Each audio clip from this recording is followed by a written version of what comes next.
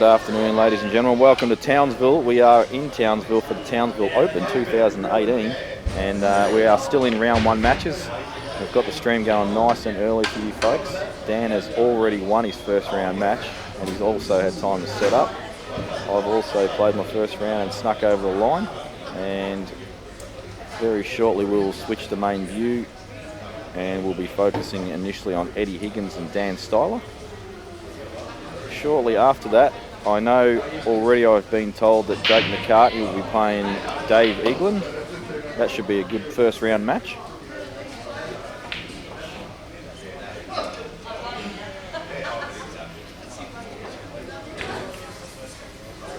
As you can see, we've got one room here with several tables. There's another room out the back as well, but obviously we've got the cameras on the two closest tables you can see on your screen now, and we'll flick over them very shortly once Dan gets all the stuff going on. Now, I must say, before we start getting into these matches, first time here in Townsville, very, very laid back, relaxed place. Very great people. Couldn't ask for a better place to have a pool tournament, to be honest. And all the locals say it's cold with a balmy 27 degrees, and I'm boiling hot. And hello to all the people down in Victoria where it's about 6 degrees.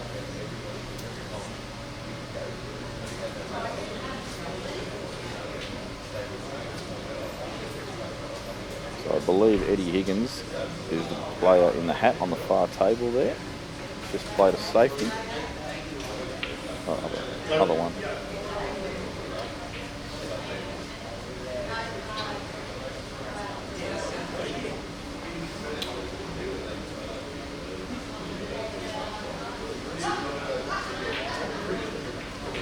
So just ignore the names for a sec, guys. Just got the names around the wrong way. Dan's just not on the ball today. He's too excited about his first round win. He finished retraining McCue as well.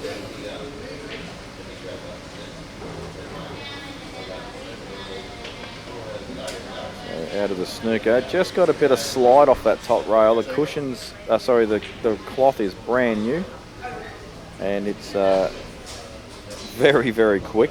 I cannot control the white at all yet. I've struggled massively all weekend with it, and I've still yet to adapt, but I can promise you these are slippery tables, and they're very tricky pockets too. Sometimes you think you've pot them perfect down the cushion, and they will sit up over the hole, but they still take the ball in pretty well at pace. So they're a strange table, but they're a fun table.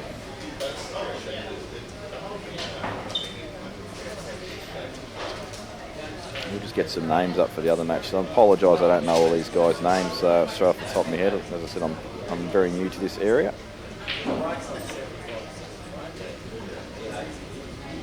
And for those interested as well, the Calcutta got to about 4,400, I think it was, which is actually a pretty decent price for up this way. And Jake went for 1,100, which was ridiculous.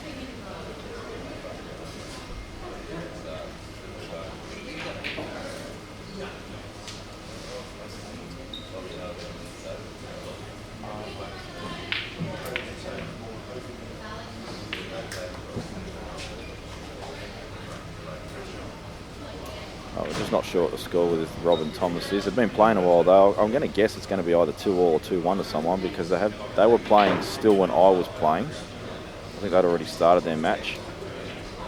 Well, there you go, 2-0 to Rob. So it was probably been tactical frames, I guess. But good chance here for, I think it's Thomas, is it?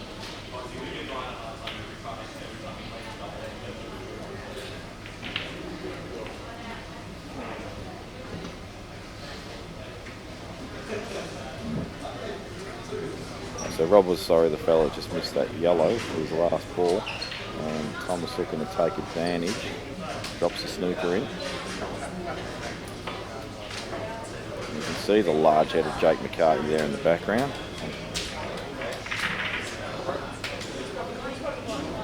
It's a great shot there from Rob, and a great shot there as well from Eddie Higgins. Just unfortunately didn't get position. Does have the double up inside the black. And if you can line the white up, in line with the potting angle to the top only. It would have been nice. Has left it to the middle though, and a big chance here for Dan.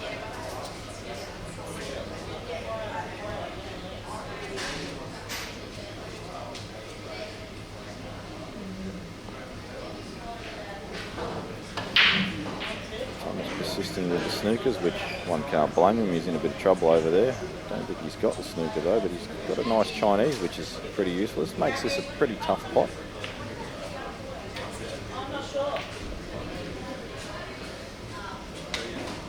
This pot there from Dan.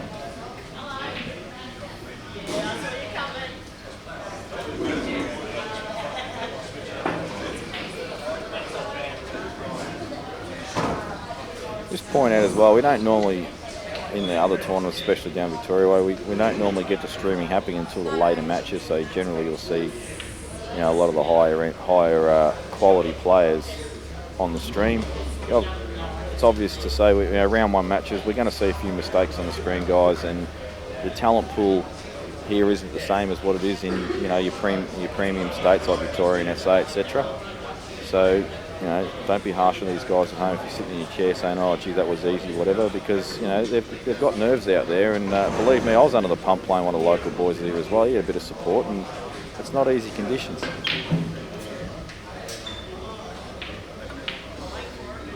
Big effort there from Dan. Has left Eddie a cut in the corner, but the position on the black, he's just going to have to take his medicine and just play this past centre table, and he'll sort of head towards the middle, just a little lower, and have a thin cut on the black. Overcut the yellow tip. Good chance here for Dan to maybe double this red off two cushions and get it centre table and take the white ball to left cushion, just play a bit of a safety. He could flick it thin towards the bottom right as well and take the white ball to the left-hand side. Most important thing, whatever option he chooses, he needs to make sure that a pot is left for himself. So I just want to try and double this inside the yellow, which is a more aggressive option with a less percentage, and he's found the middle pocket. But it's not the worst result in the world. There's no foul snooker here with the ball in hand. So Eddie's actually got to flip the yellow out first shot, promote it, and then play a positional shot afterwards to get on the black, which is on the cushion. So it could have been a lot worse. And this red also, you'd like to flick the white for side rail, but the red poses a small problem as well, so I think he's just realised that. Got to clip this pretty thin and then not double kiss it on the way back. And there's the reds come into play.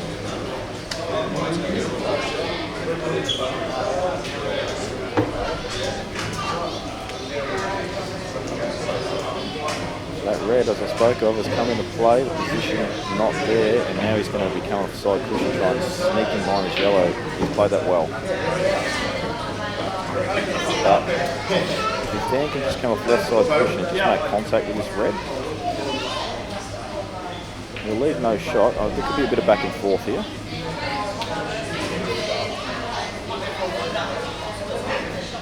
I believe Rob got up 3-0 on the other table. Well, he's not reached the distance. So another little flick off required here, no foul snooker, so he's got to play this shot right as well. He's got to flick off the yellow, promote it, and get position on the black afterwards. Unless this goes. Oh, it went. Ooh, that's a bit dodgy. Love to drag this in, just try and hold the white. He's let the white run aside. He wanted to use the opposite side there to try and really kill the white. Play that with running side, and the white's always going to fly at the table.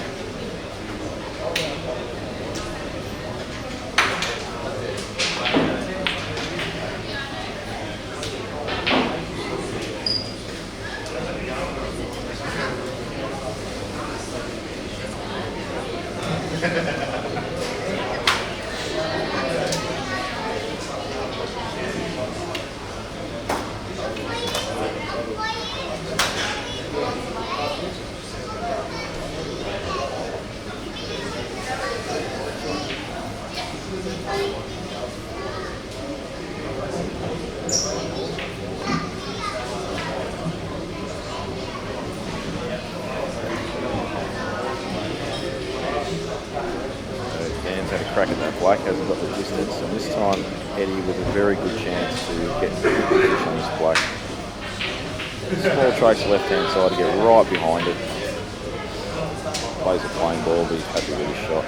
Shouldn't miss this. There we go. So first pod to Eddie.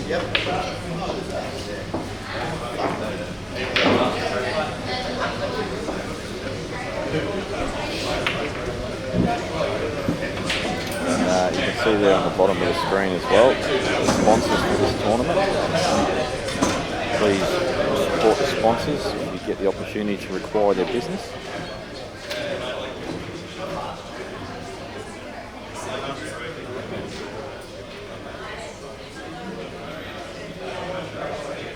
KJ Steele in Replas, I believe owned by Potsy, who moved up here some time ago.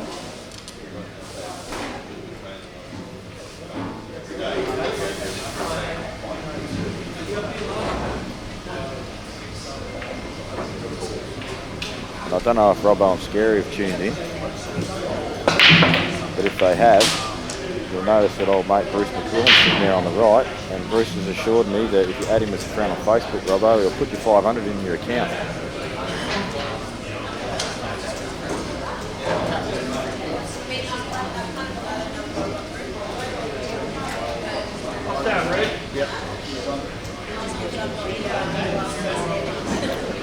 Pretty open break there from Eddie. Probably wants reds. Chopping this one, it's close to the left centre. Didn't take the pot on, just played it safety. Just promoting his ball. He knows he's got control of the table bottom right.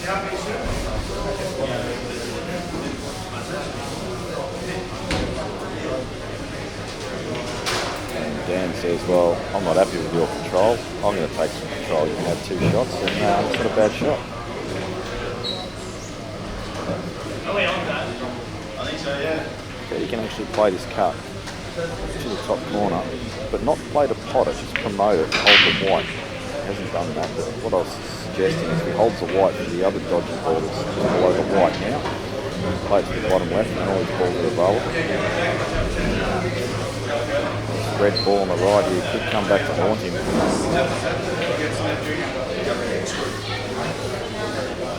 really doesn't go anywhere except the top and the bottom left.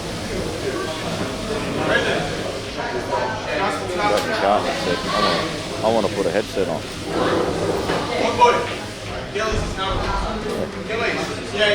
We've got 30 locals standing behind me. None of them want to put a microphone on.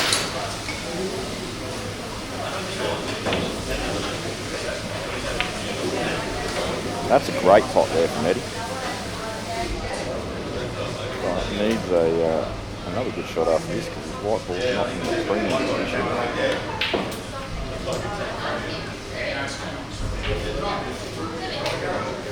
Play the plan. Top balls. Tricky shot. White ball's going to travel a touch. Probably find its way to left hand side of the black if he hits it hard enough.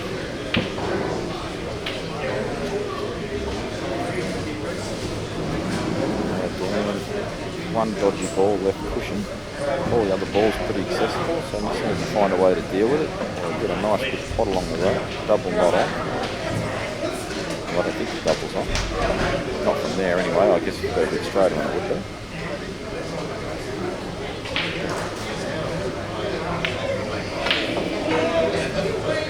Just puts that plan in, but puts that yellow in an awkward position.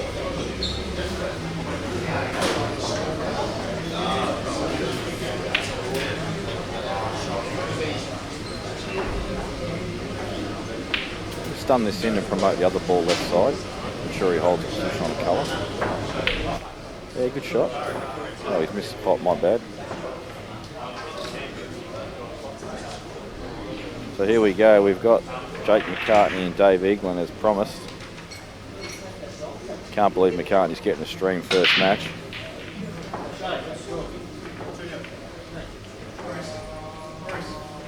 And I have actually been watching Jake play over the weekend. He's not hitting a bad ball, just quietly.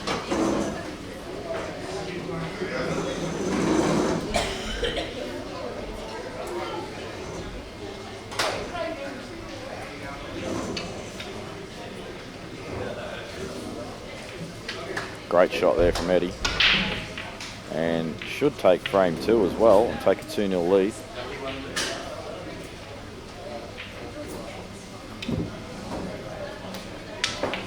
Oh, gets a miscue on it, still plots the ball, at least he's got a shot. Don't think the in-off is on. The black to the bottom right corner with the white.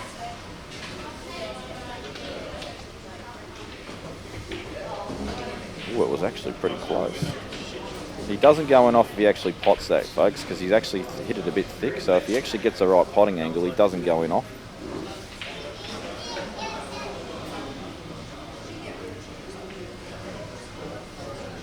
Big chance for Dan here. Get back to 1-all.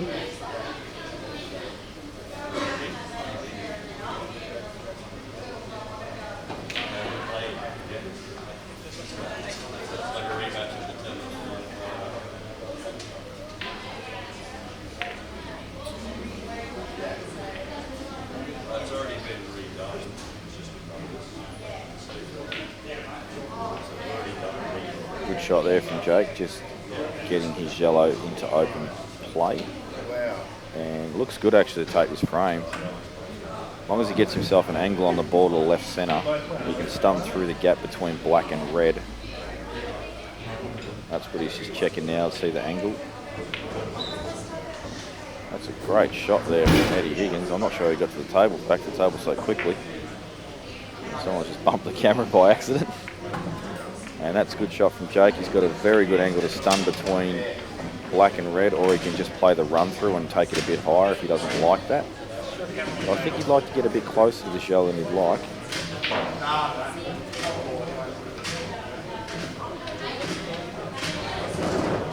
Yep, he's going to stun between the gap. There it is. And now all he's got to do is just concentrate on nothing but the pot stun, because black is straight into left centre.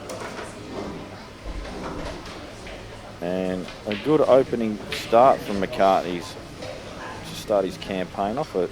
Basically an out off his opponent's break.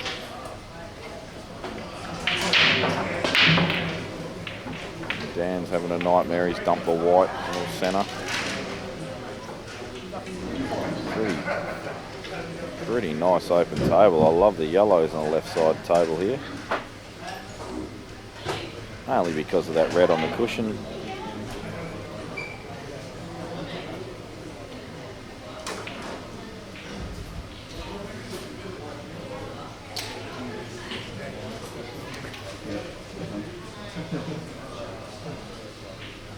Dan's so excited about his first round when he's typing all over the screen and everything now. He's loving it.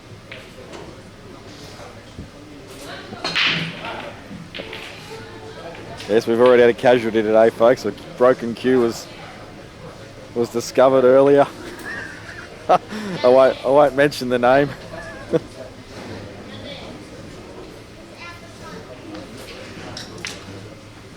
Great shot there from Eddie down the rail. Well, he didn't listen to me. He decided to take the reds, and that ball that I spoke about that was a difficult pot, he's done with ease. Just overrun position, a touch there. The white will move a little here. But these shots here are really tricky to control on these tables. They are super slippery right now, I kid you not. They're running really quick.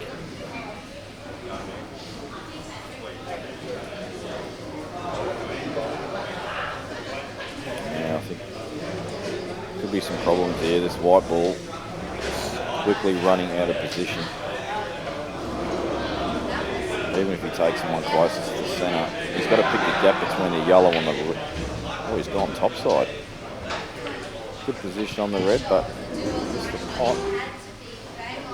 McCartney has missed a ball. Well, that's not good enough to beat Robbo.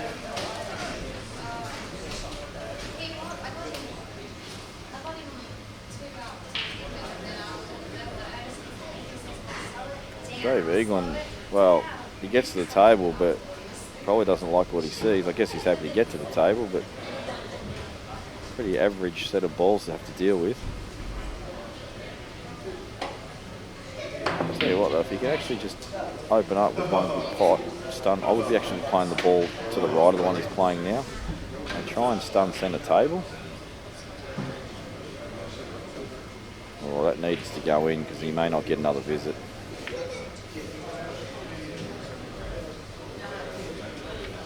At the very worst, Jake can play his ball down the cushion, and if he does miss it, he's got good coverage, but I think he'll be taking it on full-blooded. There you go. And this will be frame 2.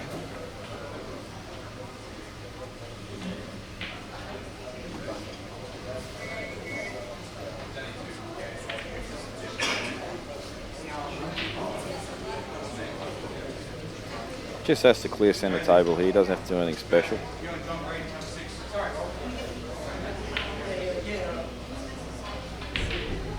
Oh, he's just taking the bottom ball first, which makes sense.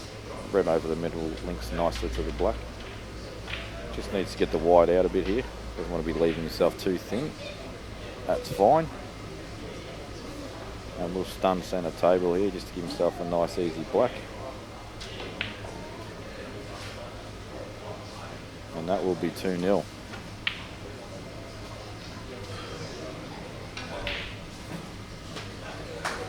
And that bald spot is growing by the day on McCartney. It is huge now. I know I've got no hair, but he is rapidly catching me.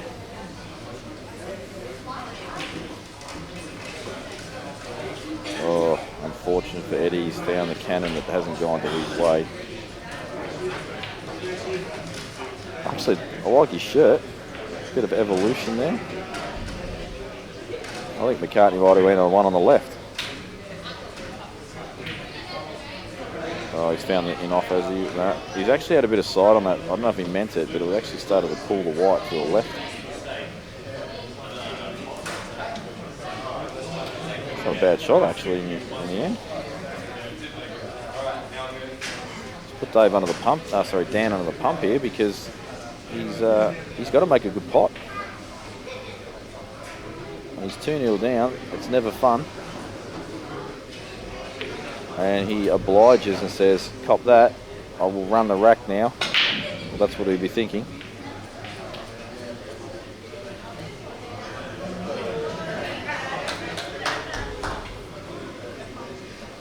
Dave's potted ball off the break. And it's getting harder for Dan now. He's fallen out of position a bit.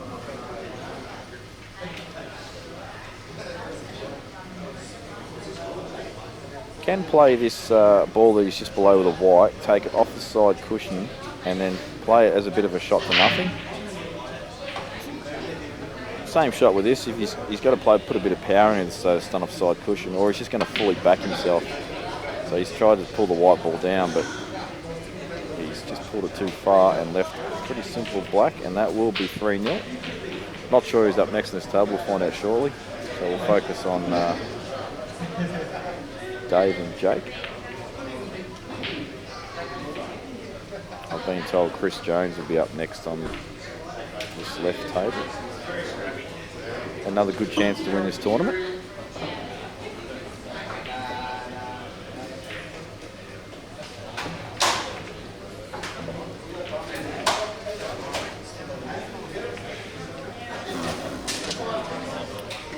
Pot there from Dave. I'm sure the room's enjoying watching Jake, but I'm sure at the same time they want him to lose.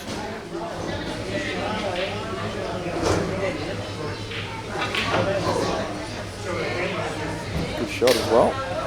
This yellow that's on the left-hand side, though, is probably going to pose the biggest problem.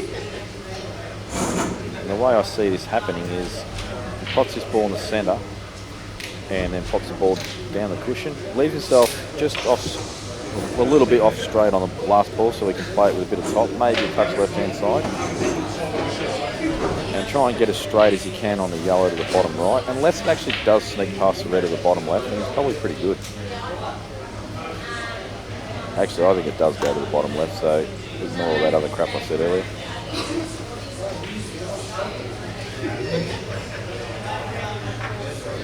So just focus on potting this, nothing special required. This next shot after this is going to be the key shot. Oh, he's missed the pot. He's tried to pull the white ball down, and as you often see, when you try and get that white ball down the table, you tend to overcut the ball.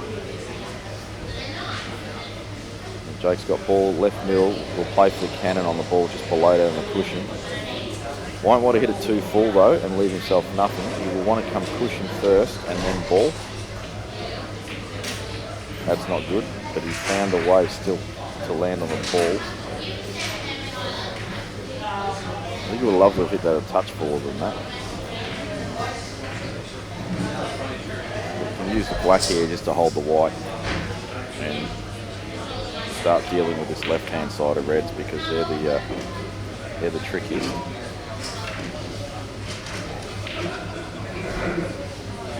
They take it now, the one to the left of the three that form a triangle, and just bump into the one that's side cushion, then into the one that's above it, and then hold to the ball down the cushion.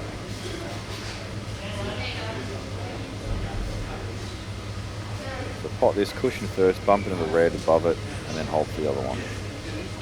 And played it perfectly.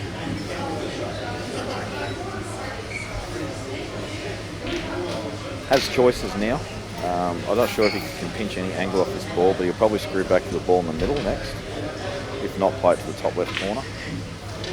And he's missed the pot.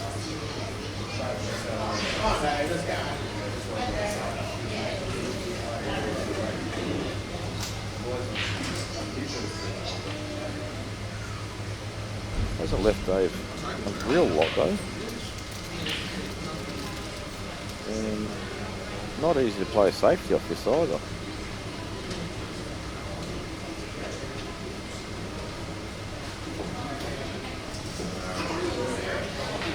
Maybe try to play the double and spin the other yellow here. Oh, he's actually decelerated on that. He's not got the screw off the wide ball.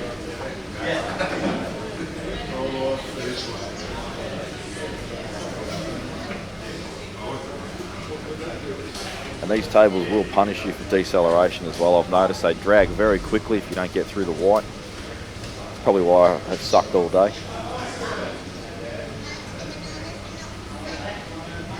All weekend, sorry.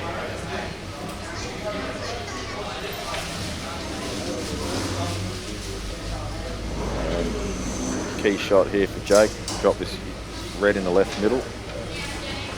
Not a difficult shot, but is missable.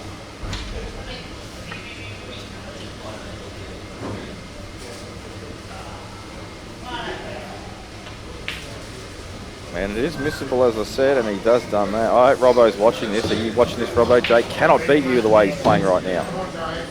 September 8th, folks. Robbo versus Jake.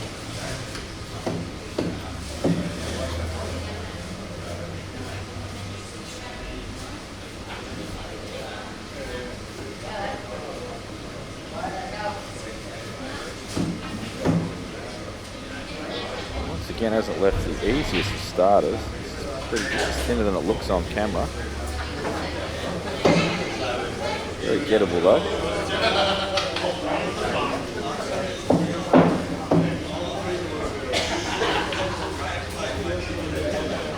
Oh, that's not turned out amazing either.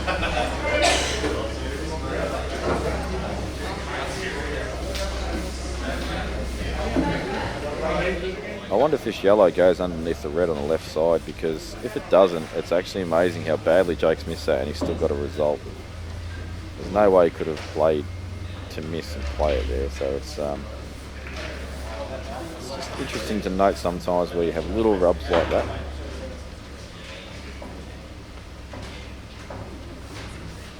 Okay, I've been told the yellow definitely goes inside the red, so this is a big shot coming up here.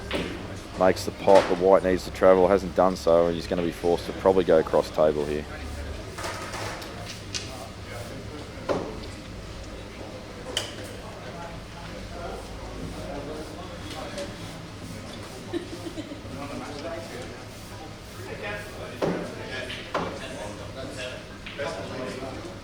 This might be a bigger pocket than you think. He doesn't have to pot it direct, he might be able to use a little bit of red as well. But he still wants to make pretty full contact on this yellow.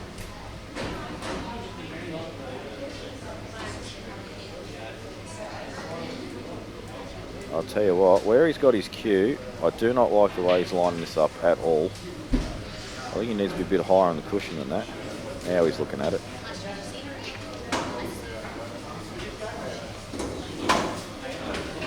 He's actually got he can actually line this up really accurately because the white ball and the yellow are in a direct line. You can actually take exactly the center of the table here, and then that's where you've got to hit the white ball on the cushion. It's actually very gettable.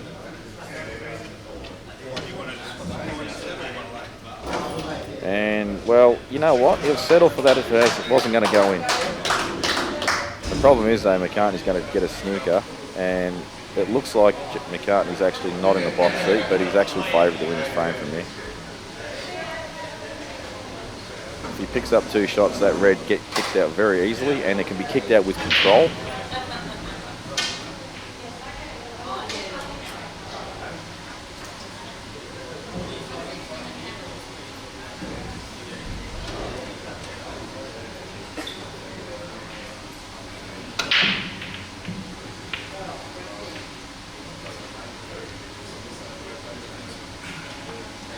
Well, I've got to say I'm surprised he's put the black there. Sorry, left the white behind the black because he can actually play the black over now. But at the same token, Jake doesn't think about doesn't play shots like that without thinking about that possibility. So he could actually be setting him up for him to play the black over. But me personally, I'd be playing the black here all day long and try and put it in such a way where you can't kick red and black out in one shot.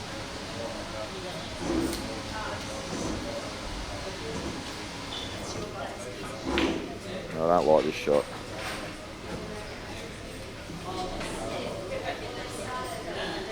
It's a bit of a nothing shot, unfortunately, because he's not really done anything to stop Jake from potting a ball in the first visit.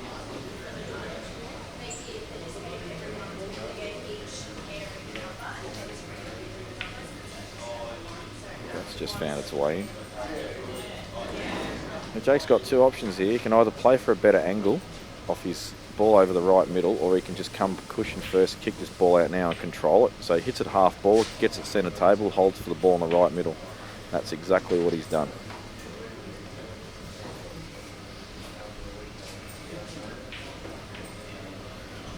So hard work done. Simple stuff left, just screw off this red. Played it perfect, and this should be 3-0 within a matter of seconds.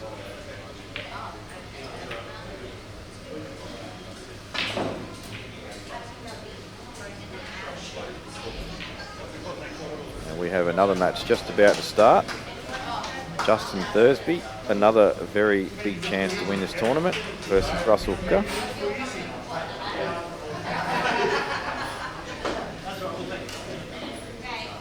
Justin Thursby actually won the Friday night comp, beat Jake in the final 5-3 after Jake led 3-0.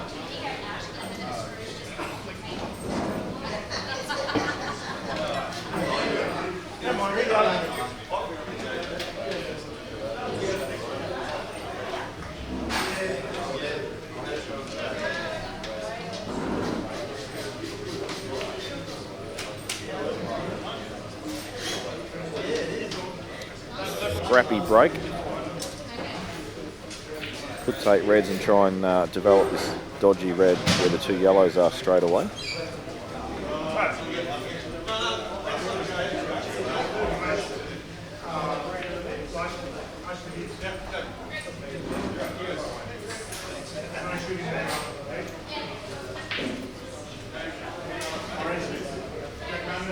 And I am gonna get Jake McCartney to put a microphone on.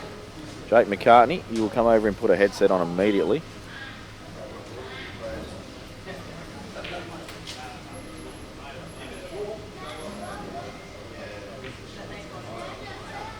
So Justin's played that shot I explained earlier where he's developed his dead red. Still work to do. Number one, he's got to make this pot down the bottom cushion. And he's got to get really neat on this red that's just near the black.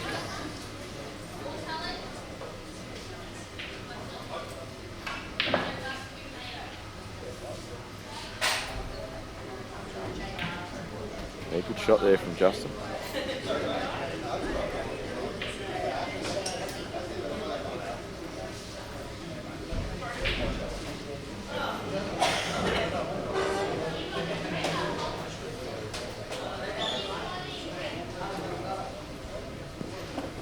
just going to get Jake mic'd up shortly. And he's going to impart his wisdom on us all.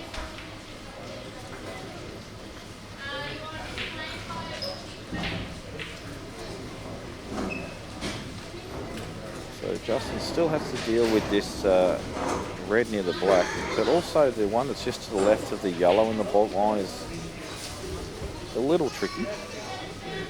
He could play it now.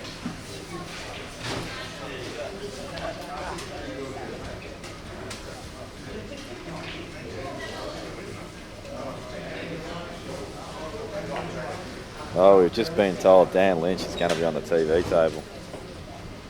Let's hope nothing goes wrong with the stream while he's playing.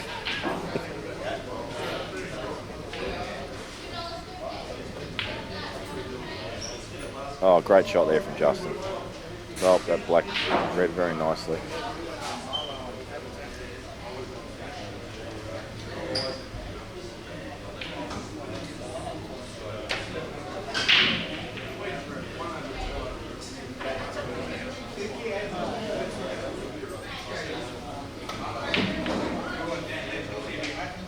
So Justin's played a very good shot there, and I think if he just jacks up on this red in the middle and just screws back a little bit, he can play the red to the left of the 3, play it in the bottom, top left, and then I think he'll get a thin cannon on the yellow, and that will not cause any problems with the red.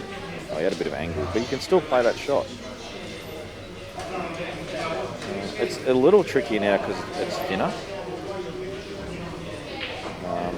I'll tell you what, if you could actually play this with a touch of left-hand side, so that way when it hits the cushion, you widen the angle for the red, but it makes the shot much more difficult.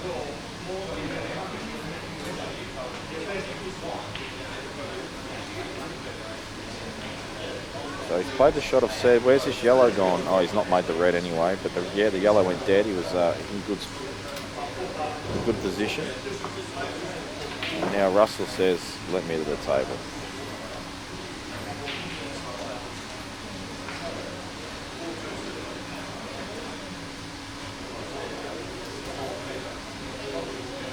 I can't believe it.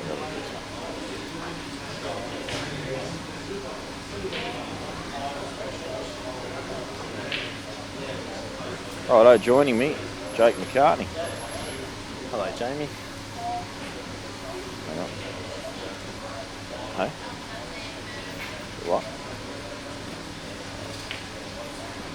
Actually, is your mic working, Jake? I'm not sure, mate. Are you two the experts here? No, you're on. You're good. So your first match, Jake, it was you missed a couple of pots that we felt that Robbo would you wouldn't beat Robbo if you missed them. Robbo wouldn't miss them, would he? No, I was actually a bit rattly. It's tough out there. Yeah, it is. Well, you looked a lot better than I did out there. The first 2 frames I felt alright, but then all of a sudden just I twitched. Justin's played this black into open area. Had to have that black tighter. Yeah, not so the red's not potable, but at least a bit closer to the red. Yeah.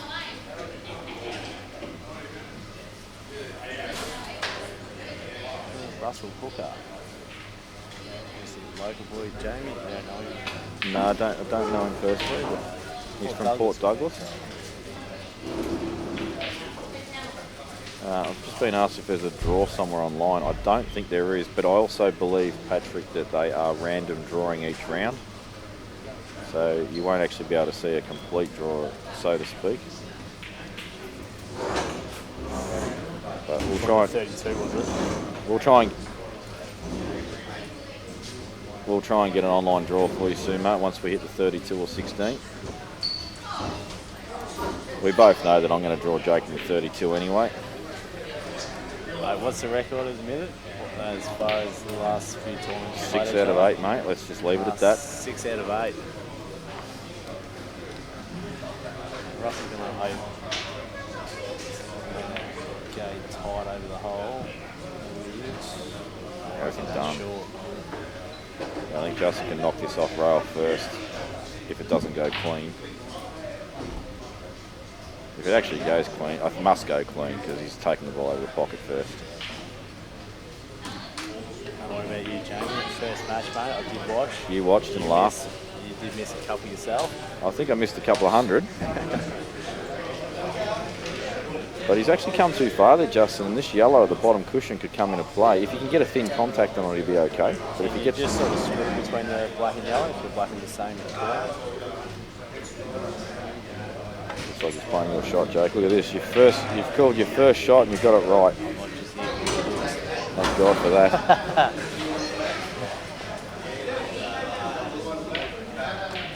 And that's the sort of shot there, Jake, that I've been struggling with. Because I'm not getting through the ball well yet. Especially first up in the morning too. But it's after midday now, so I no longer have any excuses.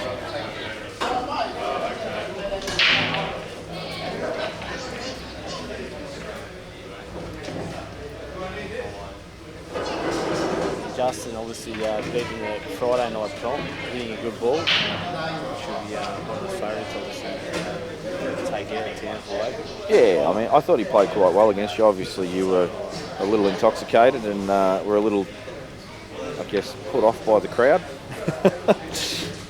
I did make a couple of errors, but at the end of the day, he punished well, which is just exactly what you have to do. And it says he doesn't drink anymore. So he's fresh as the days when you're playing, I know that. And he's definitely got the self-belief he can win the tournament too, there's no doubt about that. Correct. And he's got the ability also. Absolutely.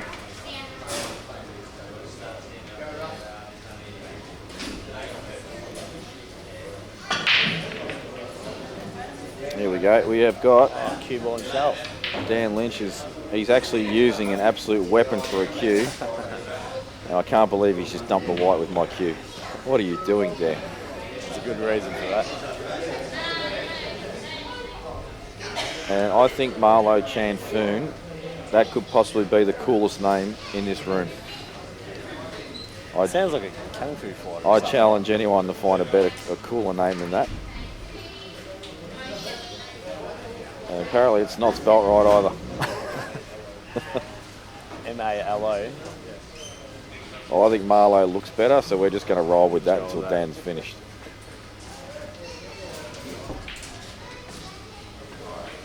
He opens his account on Reds.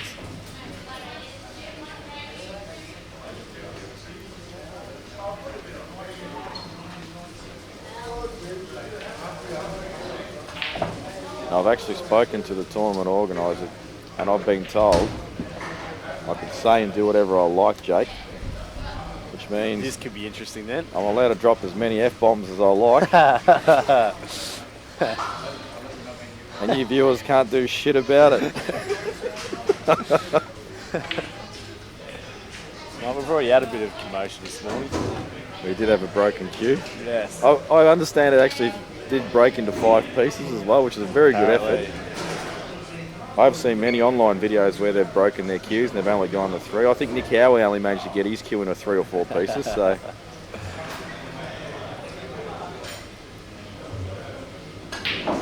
Well, great shot there from Marlo. He might even get another crack at it here.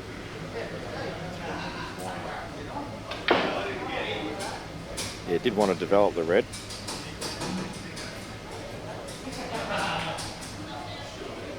If you're too straight, can you run through and just try and hit the gap between the 2 yellows and take the red up to the top left corner? Sort of dead weight, or? It's a tough shot though, Jake, at the top left corner. But you're right, at least you wouldn't have to do anything with the white if you got pretty straight on it. Just drop it in. I think he's got a bit of angle though. I think he's got too much. I think he's going into the yellow or maybe above the yellow. Well, he's giving himself a chance to stun off the side, bottom rail and play for a double. Could really get into it with some side, try and nudge it, but the percentage shots to play for the double. And I think this is thinner than it looks as well. He might actually have trouble holding this.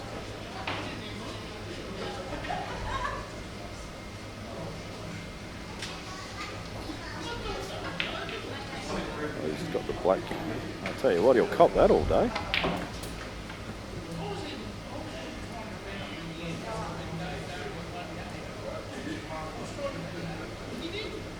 So Jamie, obviously this is our, or it's definitely my first Townsville Open.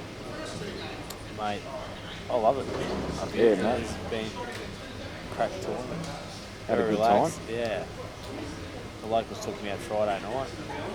Had a couple of quiet ones. It was very under the weather yesterday. Oh, great shot. That's a super Great shot. Yeah. Well, security were working towards me Friday night at the casino, and I said, mate, hold up, so I'm going to kick myself out before they get the honours. But no, had a lot of fun. Well, you're in fine form when I rocked up here at 10 o'clock, mate. I think it started at 9 a.m. out on the boat catching crabs. Which I did not touch. Jake was too scared to grab a beer out of the esky with a crab in it. When they're running around the boat, they just got little nippers on the mate, count me out. Oh, as Good we out there spoke, by Marlo. it was. As we spoke, mate, we don't understand why you've got such a fear of crabs when you've had them most of your life. I know, these ones, mate, these ones are too big. These are just too big to deal with.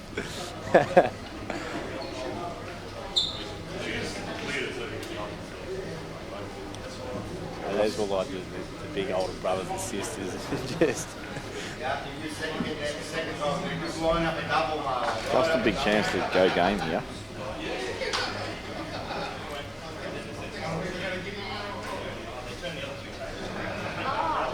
Just that one good pot in the bottom left. He doesn't want to hit the yellow. He either wants to hit the yellow full ball and double kiss it, or he wants to clip it thin. Doesn't want to get a half ball where he could actually lose the white. Especially playing some drag. And he's got that half ball that I spoke about. And it's gone dodgy. Might be on the ball in the middle.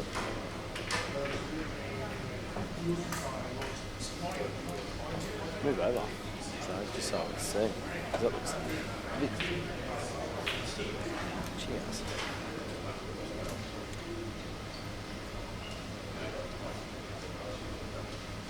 Might develop the black here, Jake. Well, I think I would have rather left the black there just for. play it off the red. Yeah, correct.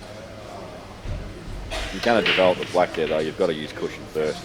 Possibly, but you give yourself more options. Well, now he's sort of put himself in a bit of a pickle.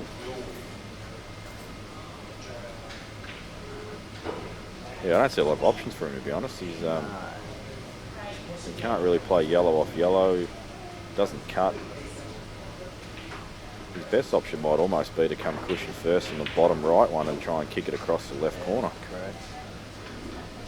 Or you can play this yellow down to the corner and even play with a bit of side off the side rail so the white's heading towards that bottom pocket also.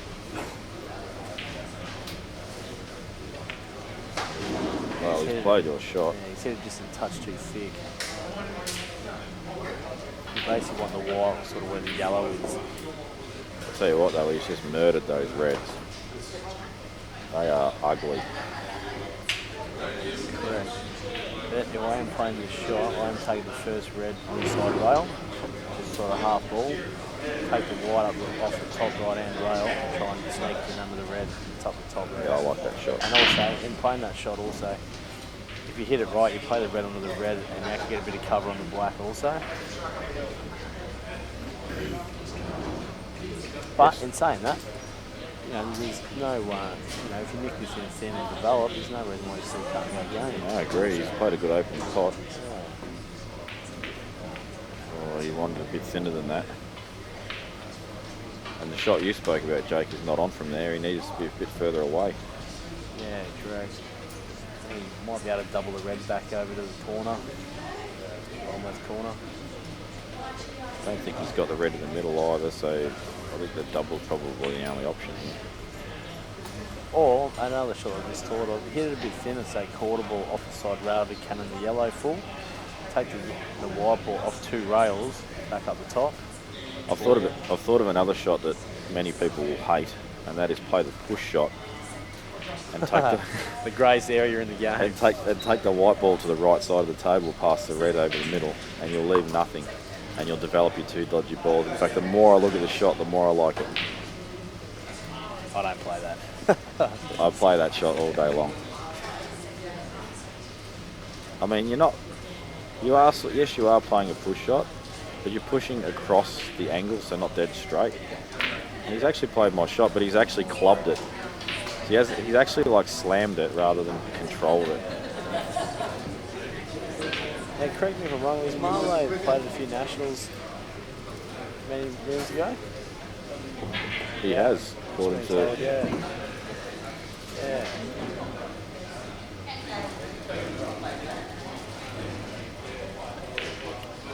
Oh yes, folks, I'm sorry the scores aren't updated.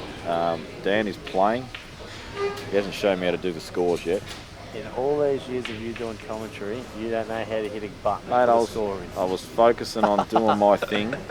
It's actually not as simple as you think. There's that much crap on your screen that if you click one wrong thing, you'll kill the feed. Yeah, So. I don't disagree with that. But I am using it to do my Facebook live streams. I'm using the exact same software, so I'm learning it every week. So, but buttons hasn't come up yet.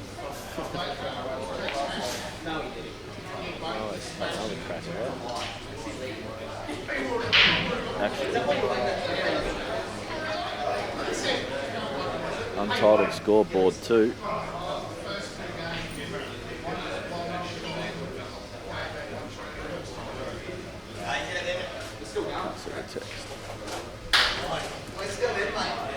No, I'm not sure.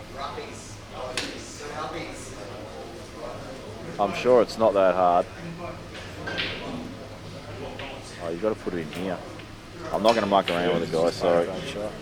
I'll get him to show me when he comes back. It can't be that hard. Once he shows you once, I'll be able to do it for you.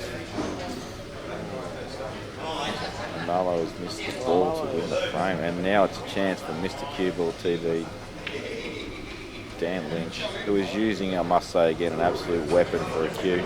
It's a wand. You shouldn't even need to do anything. Just point and shoot. And if we tell the truth, I'm using Kim, mate. Start falling. Come on, mate. He's not using your cue.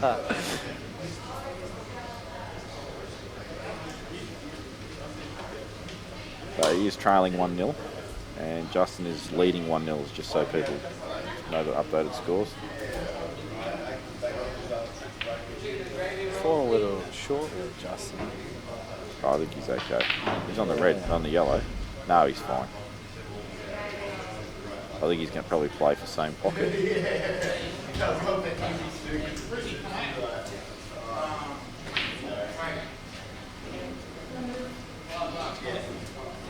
I'll tell you what, I don't know how he plays with that thing on his cue. He's got this white plastic ferrule with a tip that looks like it's square, not round. I don't know how he does it, I really don't. Now, is this the brainwash from Rusty many years ago? It is, and I think Justin's the only one that's stuck with it because I haven't seen many more white ferrules. I think they've all started to slowly disappear. I do know when they first hit Ballarat, a few guys were telling me, mate, you can cut balls thinner, and I lost it. Mate, that was just Mark Gottlieb being an imbecile. Yeah, he was one of them. He was attached Rusty's to... love child. Yeah, well, he was attached to Rusty's scrotum for about 3 years there, so... Dan's just got himself slightly out of position. I don't think this red that's close to the white passes bottom right. They may have to actually... I don't know how straight he is on this other red, so he looks like he could be in a bit of strife.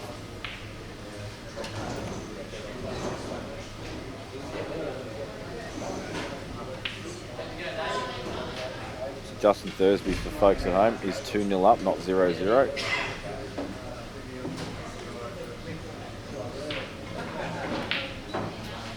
This red must go. But maybe it does. Or maybe he's just going to try and sneak it over the hole.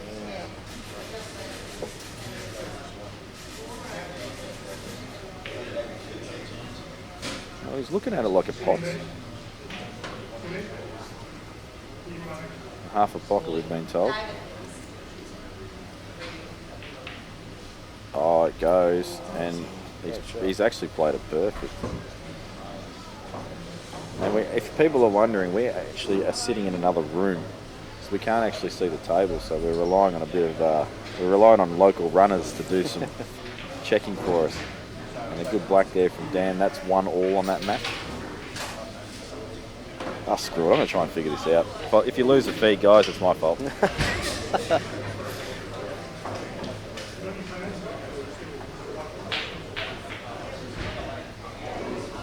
just can't be that hard. I just don't see where they put numbers in.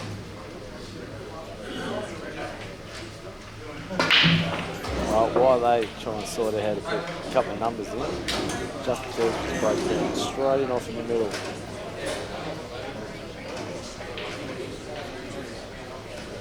Yeah. That's what I want.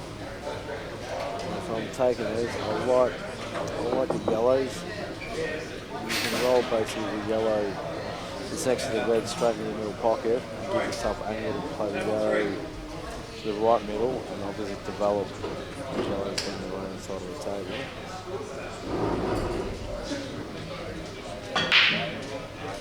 Look out.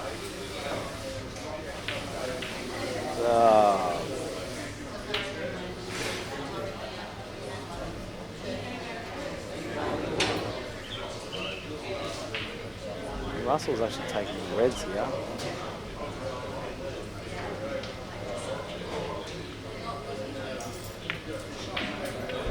So I do still think yellows with the balls to take there. Worship me, folks. With one push of a button, you'll work that out.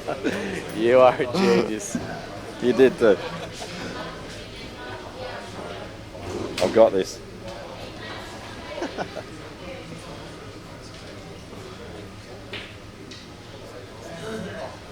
Aren't you the IT expert also? Mate, IT doesn't mean you know how to use software, right? How long have you been commentating for?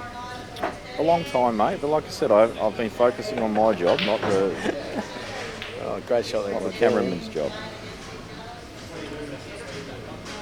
And Dan will run these because he's using a wand. You might start calling him Dan Potter. Dan Potter. Using the wand.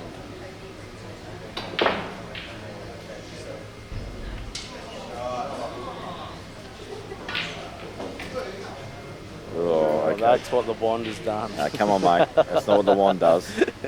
The wand makes the pot. It doesn't make the balls get cannoned and stuff. Yeah. Well, he's in trouble here. Although I think that Red Bull's still double. Well, if you're at Russell over here, have you got enough to double the red over? Yes, you do. Well, it might be. Actually, you might not. But you might be able to play cushion first. Well, what about a shot? The closest red that he's on, can you play it half ball and try and snake the white over that side for a snake? I actually like that shot you just said. 'Cause Yeah. It opens up his red, That's right. gets good safety.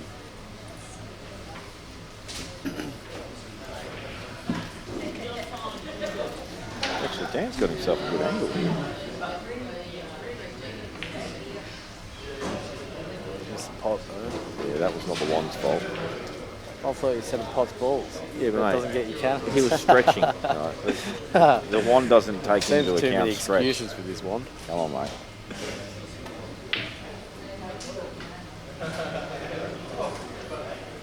I don't think there's two yellows in Justin's set of yellows here actually lands. The red's sort of just in the way.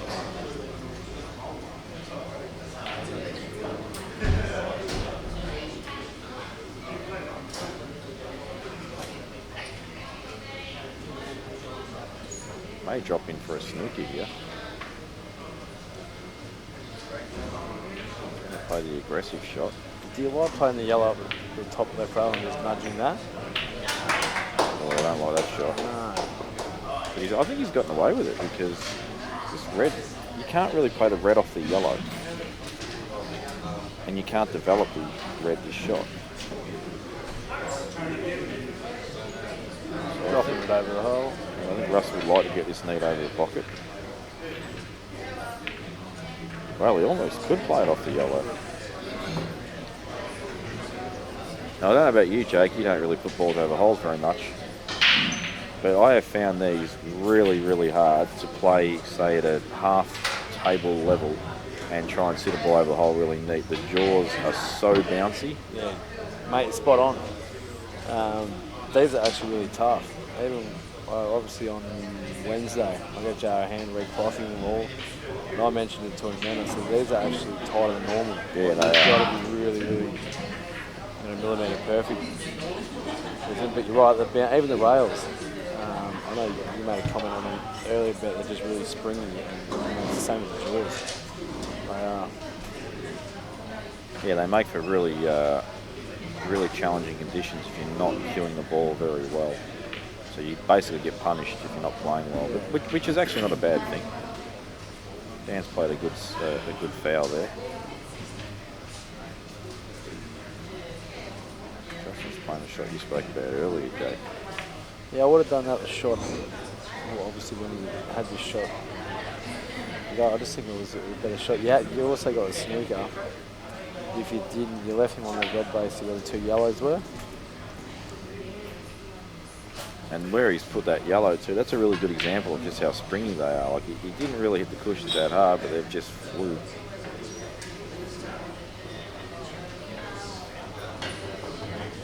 And the best name in 8-ball in Townsville, Marlo Chan Foon, himself in a small spot of bother. If you can see the middle red for Russell, basically, can you play off this on the right hand side half ball, try and nudge it up, and the white will come on the red, basically next to the yellow, if you can see that angle. Even pot it, and then hold, and you'll probably be on, because you're hitting the high side of the red, you'll probably be on the red in the left corner. Or the red that you double out could be on in the middle also. Wow, maybe you'll be happy with that. Justin will probably immediately blast these balls open.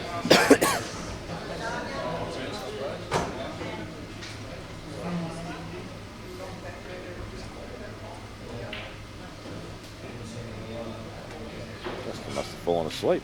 He's got 2 shots and he's not coming to the door. Here he is. Someone's woken him from his slumber.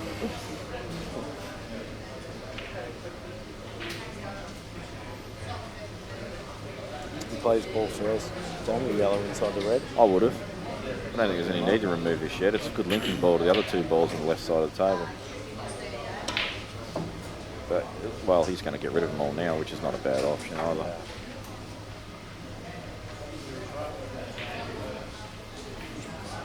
Oh, he's played a really good snooker. No, I don't think, I think he's left. He's actually played the promotion on the red for Dan.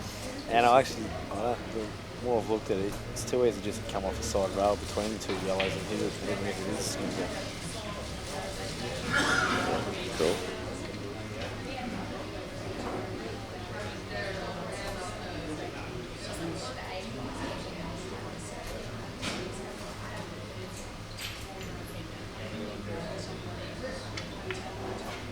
Oh, he's taking the pot on there, Justin.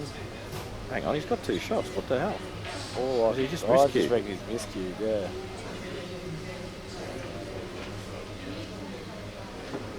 I think Dan's also left the gap. If Marlo can get the white further down the table for a double back inside the red. Yeah, it's a big gap there.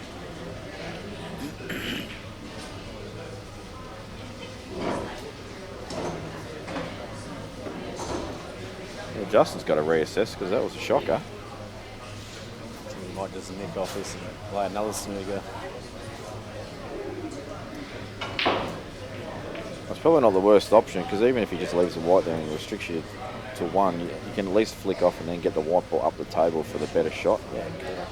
I'm going to take this on now. This has got a bit of danger attached to it.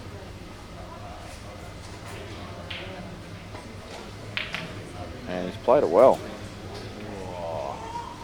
And that's a really good example of these pockets, how they're a little tighter. They only just decided to take that. I still don't like that shot from Cremwell's though. I don't take that on. Oh, not from there, I don't either. I agree with you. But he's got full control again.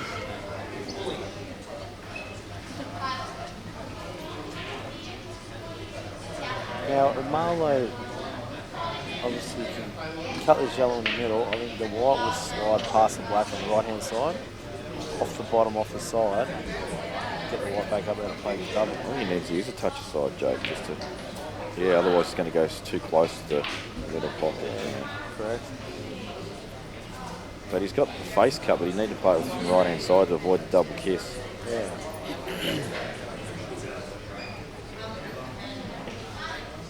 Big shot coming up this.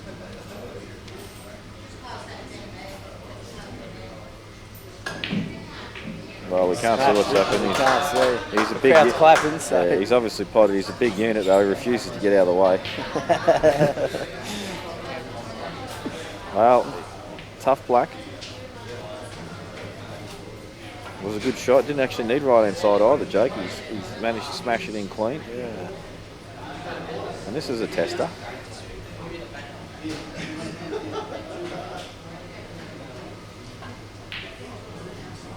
He's just moved a bit on the shot, and well, his left hand, pretty inviting set of clearance balls. I think this ball that's he's closest to is actually goes straight away. If he doesn't like how close he is, he can play position off the ball over the pocket, but he'll surely take this now. And Dan says, you know what, I want to get really on this red. He's actually having a bit of a smile to himself, saying you're an imbecile for getting that close. This is one where you can actually jack up a little bit, so you bridge a bit closer than what you normally would to the ball. So he's got a really long bridge. He's relying on a little bit of luck there because he sort of slammed it. Whereas if you take your bridge closer to it, jack up a touch, you can actually stun up the rail really easily. And these are all little tricks that players know that aren't common knowledge if you're you know, more a beginner level of the game. There are ways to manipulate the white just by the way you have your bridge, the height of your cue, all those little things, especially with the little white because it does ping a lot more than the same size white. Spot on, Jamie. Now, I'm not sure if you just seen Justin's shot there, but I thought he could have slipped under the red on the bottom rail and played the yellow on the yellow and gone game. He's elected just to nick off the red, give him 2 shots, which I don't agree with. I'm happy to have another chance here with Well, yeah, I mean, it's a tough effort, but you probably played a double on the red, yeah, and you need a little bit of luck. I think it's a chance you've got that you probably shouldn't have had.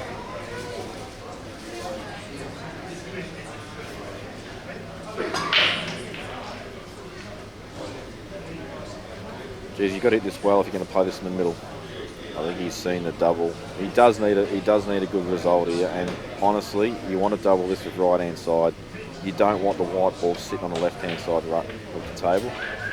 The reason I say play it with right hand side is you can swing the white ball back to the right hand side of the table and at least be on the ball that he's closest to now, so you guarantee yourself a shot. I know you're renowned for loving your middle, top balls in the middle, but would you taking that on the middle, just dropped it in, and then if you do, you can cut this with the red over to the bottom left corner and just naturally the white will cannon the other red? It's the sort of shot that it's hard to call on screen. I would need to be behind the shot to see if I liked it or not.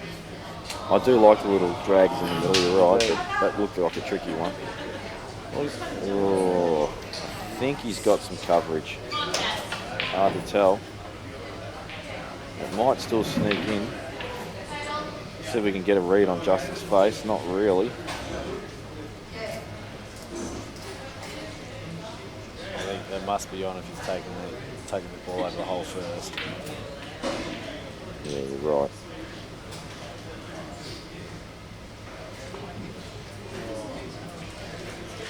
Oh, Dan's 2-1 up.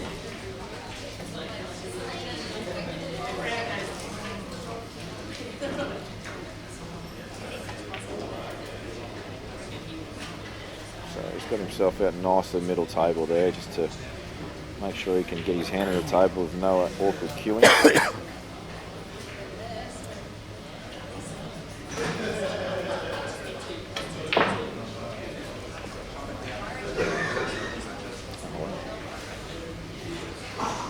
I've just been told folks are playing Mark Bradley next. I'm sure that'll probably get put on the stream. This might be my first opportunity to hang a bit of crap on you. Oh, well, if I play like I did, if I play like over all weekend, you'll get plenty of opportunity. I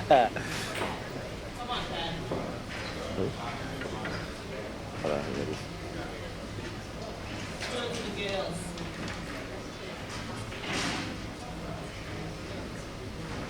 We did make the call earlier this morning that we thought over the first early rounds there would be a couple of good matchups. Yeah, we did. It always happens. Mate, You've got your wish though, you haven't got me. That'll probably happen next if I win.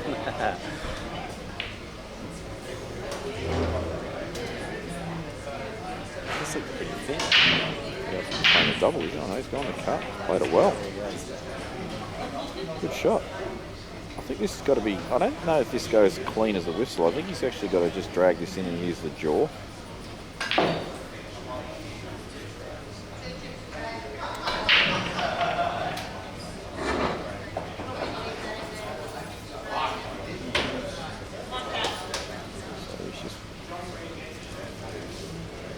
So he's got to use the jaw.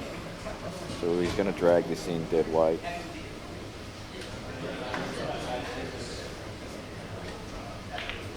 And he's played it well. Oh, that's the match. Justin's won 3-0.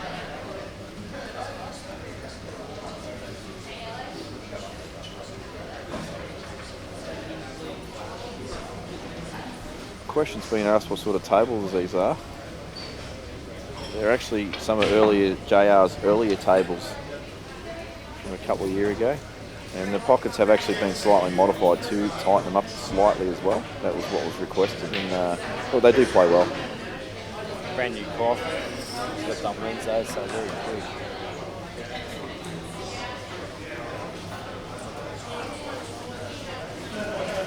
So I'll find out who's up next. And I'm going to try and get like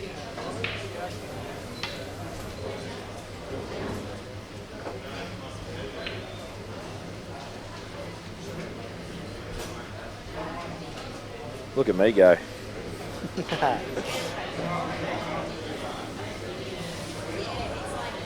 Oh, except the score's gone. Jamie, do you play off the side rail here? I think Molly's on yellow, side rail near the black. Just before the black is trying to hit the yellow down the bottom left corner here. Say that again. So basically where the white is, play the white off the right side rail just near the black, just before the black. Trying to hit the yellow down this bottom left corner here. Oh, I'm up now, folks. Yeah, So we've got Jamie, Mark Bradley. let me just set up the scoring and I'll head over. This is going to be brilliant. I get to hang a bit of shit on Jamie Steve. You get to hang more than a bit of shit on me, I'm sure. I think you're right, son.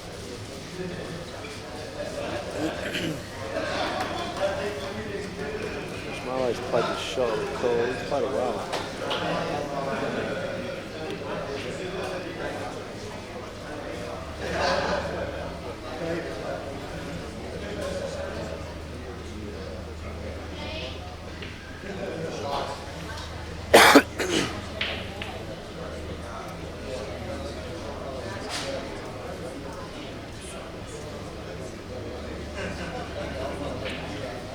Danny, I actually play this red down the bottom right corner. Oh, it doesn't quite fit.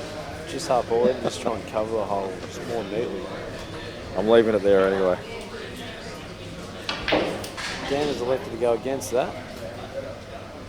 And by the looks of it, he's going to take these on.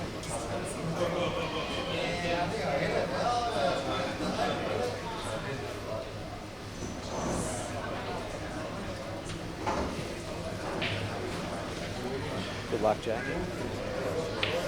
I could sit here and talk to myself, but I might try and find a wingman.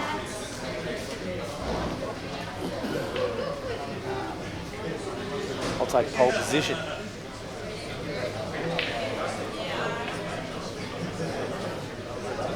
That's right, I'll get my revenge on Jamie.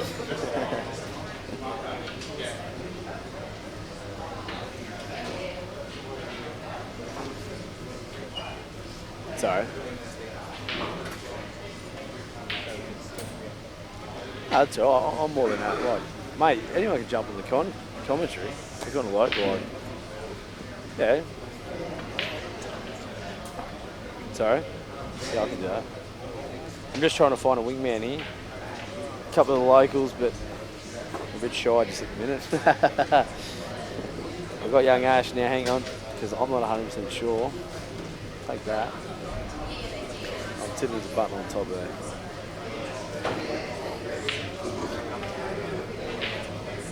Yeah, mate, that's fine. And we have young Ashley joining the commentary team. I'm not sure. Yeah, I reckon you're on. I'm no software expert, but yeah, I reckon you're on. Yeah, I'm on. Righto. Hello, everyone. Ash, you're a local boy, mate. Yep. Townsville. Born and bred. Born and bred, beautiful. As we've got Jamie Stevens, who cannot wag. I don't think he's won a wag all weekend. No, we didn't have to lag yesterday for the qualifiers, so. No, it's something actually in Victoria, outside of big guns, we don't use the lag for tournaments, which I like a lot. I'd like to enforce it for all tournaments. It's a skill shot. It breaks a really big part of the game these days. And, I think it looks better also rather than just tossing coins. Well, we use it for our Wednesday night league, Now, for our local league. Had somebody say can hardly hear the second guy in the commentary. So, Is it? Oh. Sure.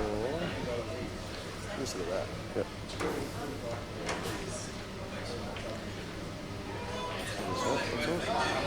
That's all right. Yeah. Might be. Is that a bit better? Yeah.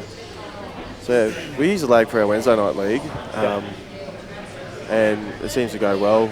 We do five-man teams, 5 against 5. So. No, I like it. I mean, this is the first tournament outside of big guns that basically, had lag. I like it. I like it a lot. And Mr. Bradley, another one of the tournament favourites.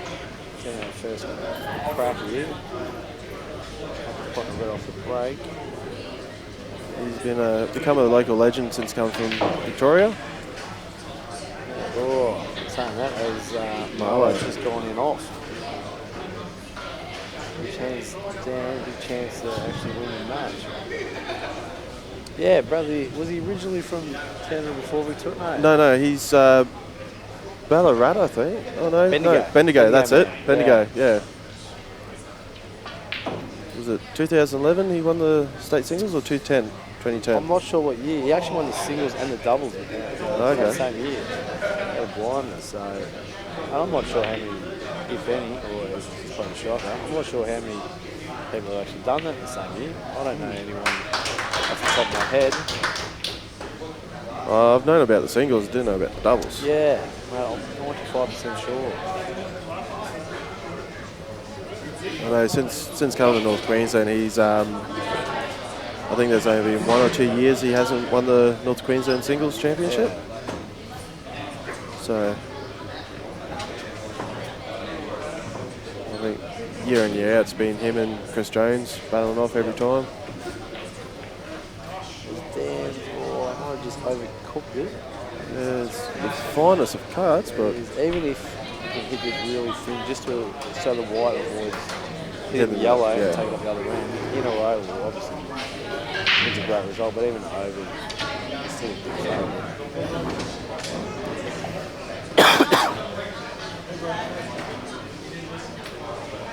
Makes it a little tricky when playing with the rest now.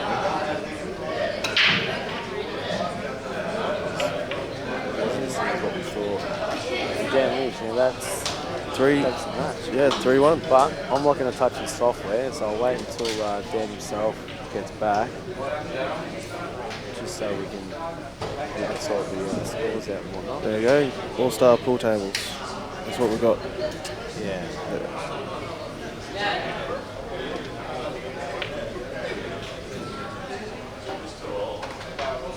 And there's a prime example of what we're talking about there. Just the jaws, just how bouncy they are.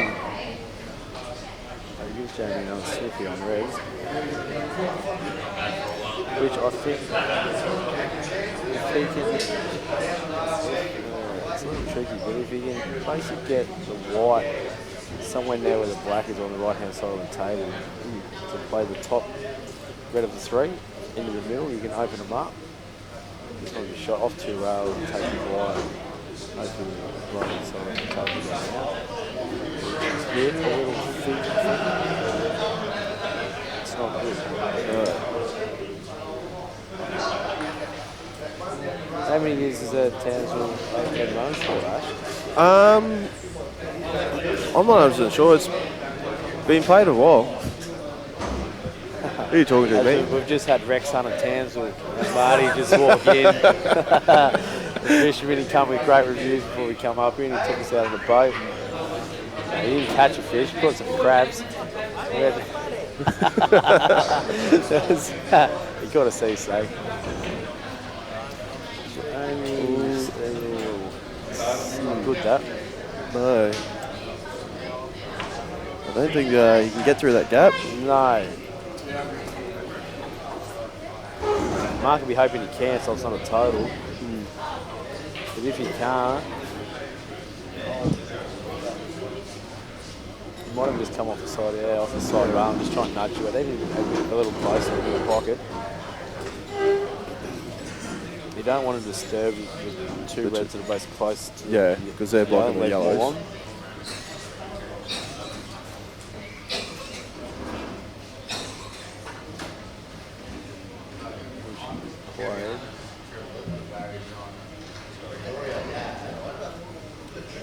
Now, Mark's had a couple of options. If you can see this inside of the yellow, basically next to the red, there's nothing wrong with just clipping off his promoter and bringing the white back over to the bottom to the right hand side of the table. Yeah. It'll leave Jamie absolutely nothing. And then promote, or you might also try knocking it out. Promote it also.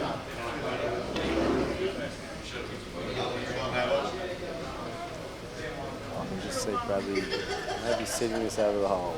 Yes. Or when you come high, he's going to play the promotion also.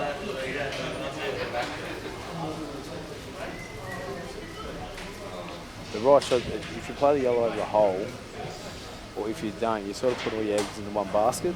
Yeah. And if you don't get the result, you can be in trouble. Where I'd rather probably just sit it over the hole.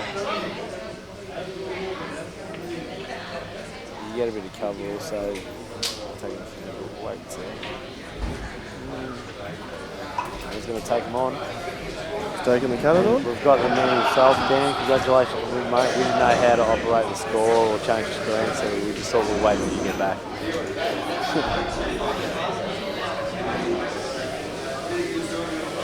Is he looking for the cannon into the middle here, or? Mate, he will. Mark Bradley. I'm not sure. Was it Mark Who from when he won the state cities and that? And I don't know the story behind the Mark Who. Yeah. But I think he's got the Mark Who nickname from when he won the doubles. It was Steve Tran and people saying Mark Who. Anyway, that's travelled all the way up to Queensland with him, yeah. And there's a reason too why I thought playing the ball over the hole Ash was just better, just sort of for this reason. Yeah.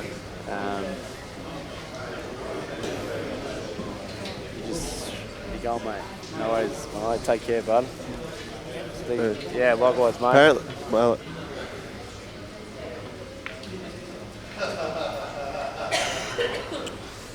Jamie's fallen a little short. Doesn't cover as tight as he would have liked. What do you play your Ash? What are your thoughts, mate? Looking at the table situation, maybe a nick off the top yellow, promote more into the middle of the table, leave the white up there, leaves them with a hard shot if the red doesn't go past.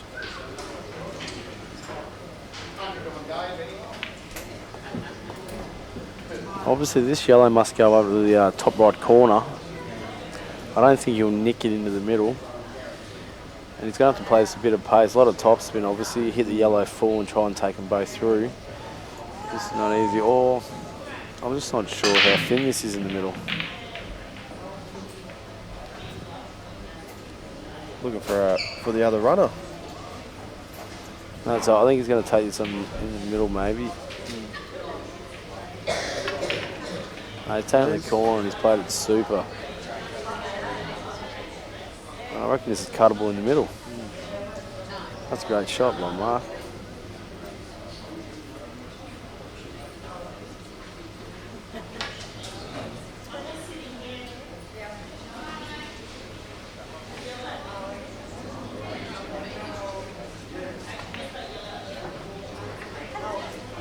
It's perfect. I think he's absolutely perfect to run through and take the black into the bottom right corner. Now, Dan, while you were playing, mate, we had Jamie Stevens, and all the amount of hours that he's done, he couldn't work out how to put the score up, mate. I couldn't believe it.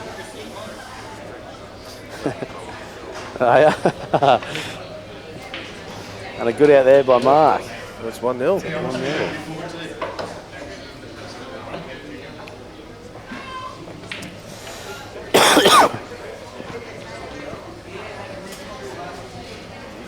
As Jamie Stevens just walked past and he's gone for a nervous one, I think.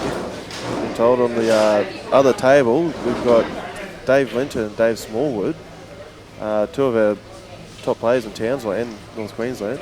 Yep. So Yeah, Dave Linton, I know he's been over the worlds, I don't know, once or a couple of times. once, I believe, Yeah. a couple of years ago. Smalley has been over a couple of times back in the day. Yep. It's one of the Masters up here. He's recently gone over for black ball as well. Yeah. So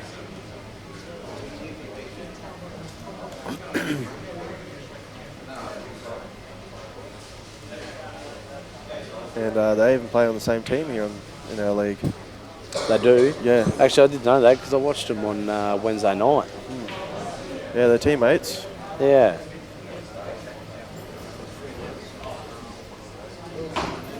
Dave Linton, Dave Smallwood, LYNTON.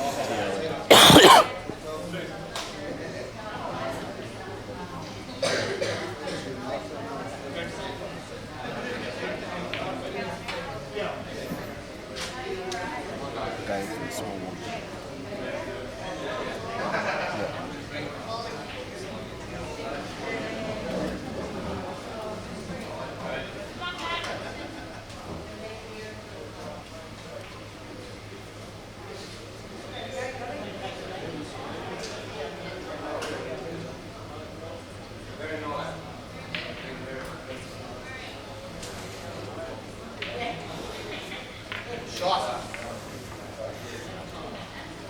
Providing where there's two reds are in the middle of the table, one goes in the corner, I'm going to back Dave Linton to mop these up here.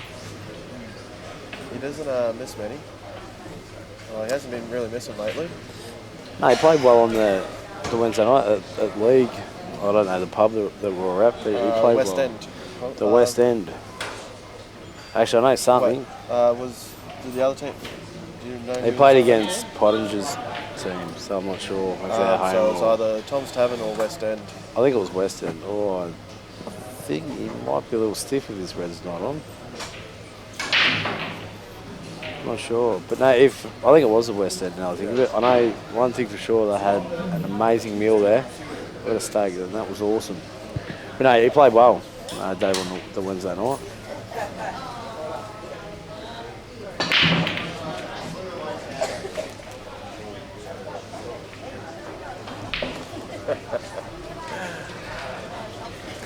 So just from Mark, we've got Jake. Jamie should have to shout a couple of ales, the most untidy shirt on TV. I actually do not disagree with that at all. He's come to a pool tournament and he's wearing some wannabe gangster fighting t-shirt.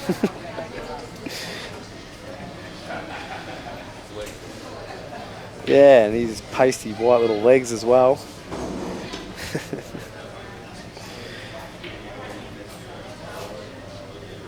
I gotta admit, Mark, every time he got any pool trials or anything like this, he always wears a Hawaiian shirt. Yeah, he does. I don't mind the Hawaiian shirt.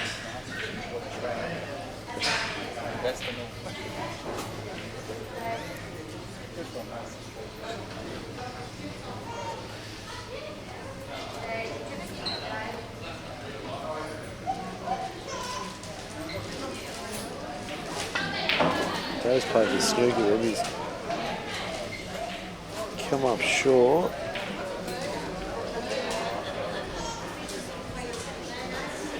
Now, if Mark can play the yellow, basically the left yellow of the middle, and screw down the rail, that'd be ideal. Basically yellow that's on the left rail, but mustn't have the angle just yet. Oh, he's throwing a handbag at that one.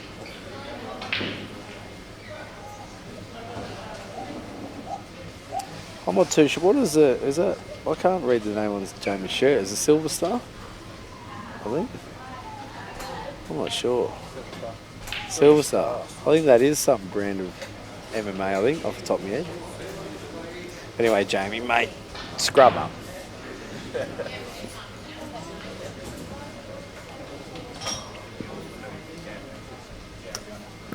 I'm on after one of these. So, yeah, no worries, mate. Now, I'm not sure if Smalley can see this show. Obviously, you can. Yeah, correct. Good call. He's actually played it pretty well. If he's left him off his bottom red to the corner, which Dave's got down pretty quick, so I reckon he must be on it.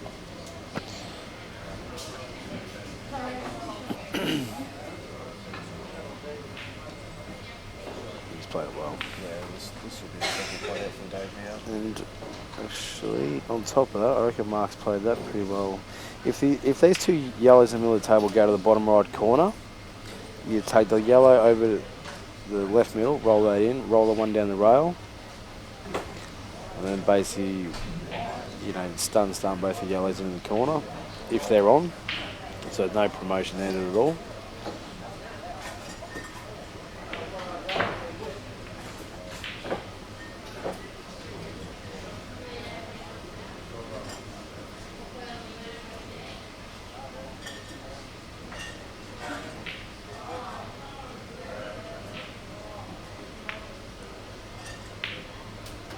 Played that well. So if this top yellow obviously just screw back over the side rail. I think that was the first time all weekend the ball went down the rail and actually potted. Like we said earlier, you've got to hit him really well. Yeah. I think he's just on that one. If Bradley does have the wrong angle, basically like on the higher yellow, play the bottom yellow, obviously just with top, come off the bottom rail, back out, straight on the table. If he doesn't like it, but he's playing the top one. Oh, he's just totally bamboozled me. That mustn't have been on. And if that wasn't on, then he obviously had to play the double, play the bottom one, take the white back up and just play the double. Like just the one ball in the corner. I don't think the bottom one was on it. Yeah, well, you may be right there also. But either way, it's an error that's giving Jamie a chance. So maybe Mark was like going for the doubles.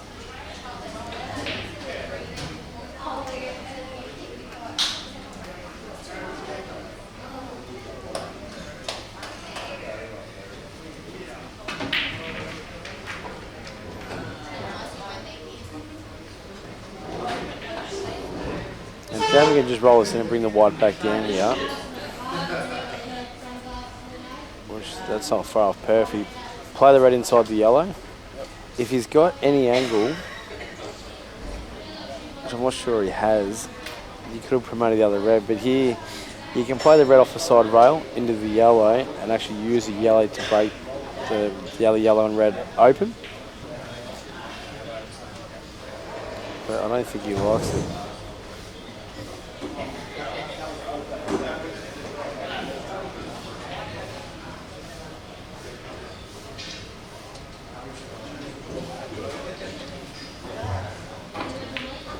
He's elected to play safe, which is not a bad shot either.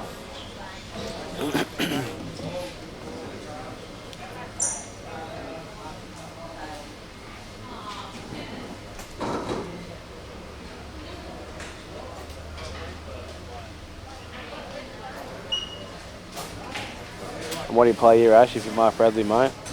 You're in a world of hurt.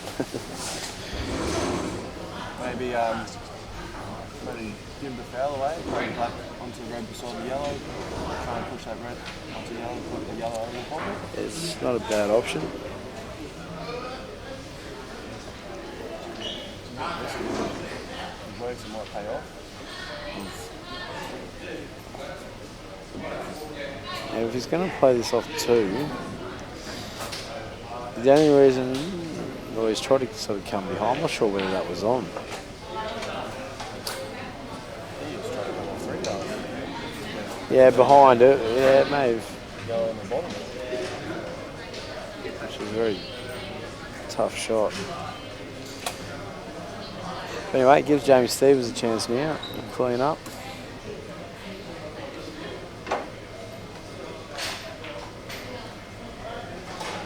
He butchered the first one. I don't agree with that shot. He should have played the base, the red beside the yellow, into the yellow, clean them all, just clear them all out, and give yourself options. But now he's put himself a little pivot. I'm assuming he's going to play safe here again.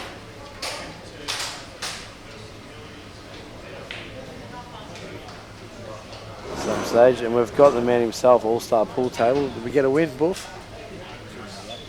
Look out, Buff has gone 2-0 up and he's been rolled 3-2. You know who it was? Nev Junior. One of the hitters from Rocky, I believe. Is he actually a junior or just? No, he's... No, yeah, just a junior. From his old man, yeah. Yep. Yeah, he came up Thursday. Yep, yeah, okay. Well, he hasn't got a bad mountain talk coming up on Thursday then. I was talking to him yesterday and he was saying that he hasn't really played a comp like this in about 5-6 years. So Yeah. I had him on my table yesterday. Jamie's actually going to, sorry to cut you off, he's probably going to play the Jackie, red on the red, and promote to the red, now the yellow, which he's played really well.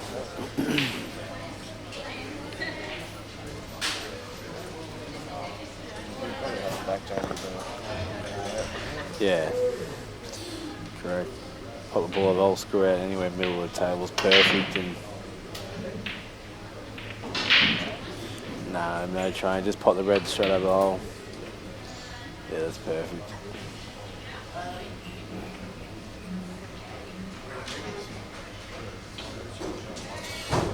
Take the red over this right, over the right side, come back across, the red down the bottom left corner, then just the red into the one in the middle of the table to the right middle.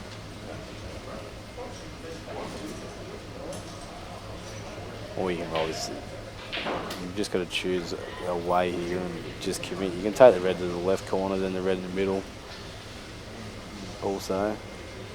I think this is the right way. Yeah. Yeah, correct. He's played it well.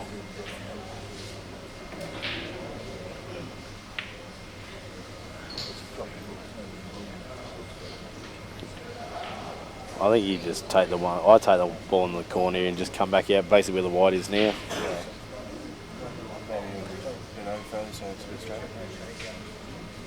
Yeah. All right. I've got to go and play, but I'll be back and we'll find somebody else to jump on the commentary. Oh, JR's here. Buffer, want to jump on here or what?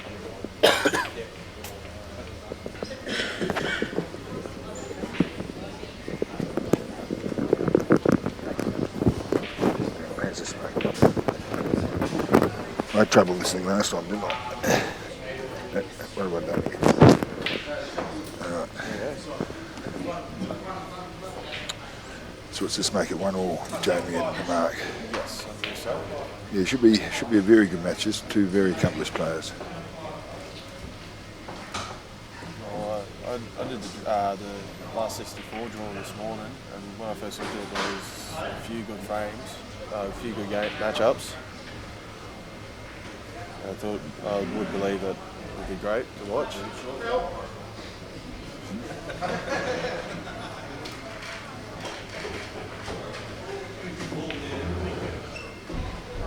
Dave Linton has just missed the black.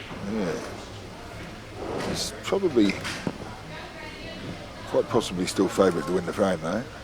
Yeah. This cluster of reds, it's not only got to open them up, he's got to keep them off the black.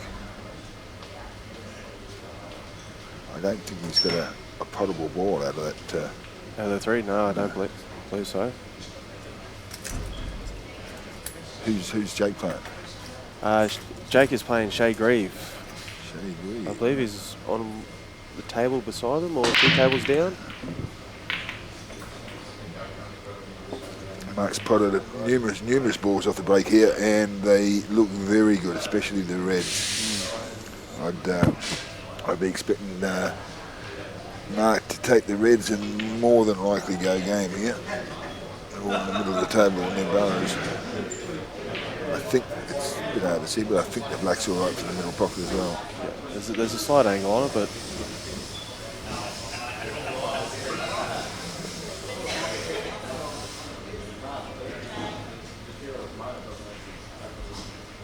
Dave's just gone completely wide. Every time I get on this commentary, I get hundreds of texts. That's all right.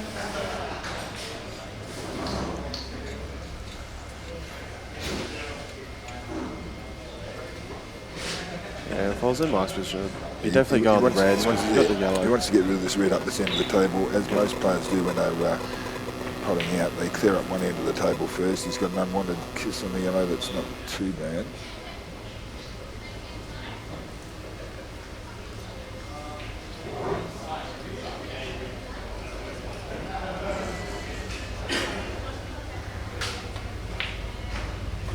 And he's got a good little kiss there. Bring that other red off the top rail. Yeah, he's finished up a nice result here. Depends on the trickiest ball could be the red in the middle of the table, believe it or not. He's on this. It might even go past the black. He'll be doing it now to get onto the yellow, the I red in the think middle. it may go past the black. If it goes past the black, he may be able to just pop the straight in the middle now and either stun into the yellow or... Yeah. And then it's a fairly straightforward finish.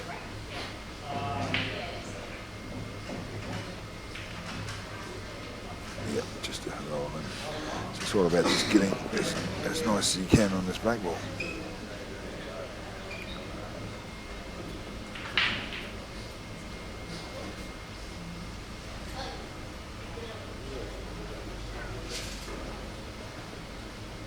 Probably just play this with a bit of bottom left-hand side and get over close to that side rail. Ooh, he's just about snooped. I think he has. He has.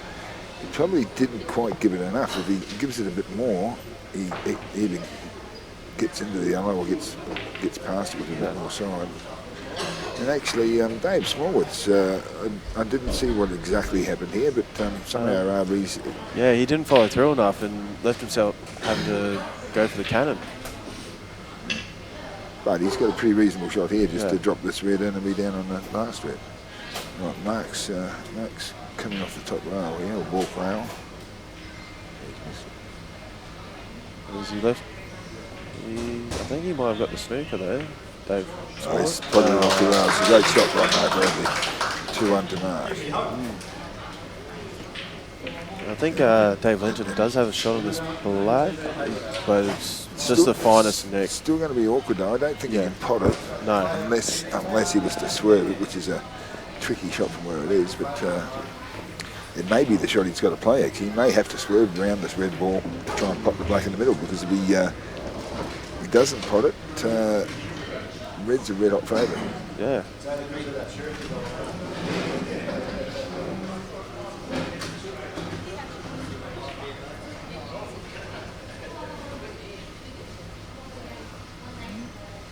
Might be on at the top, isn't it?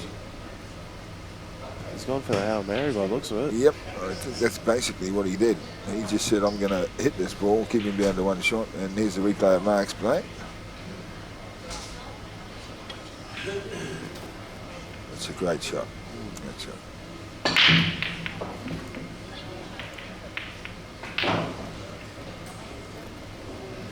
Well, looks at Jamie has potted a yellow off the break, but hasn't really left himself with much of a shot on one though.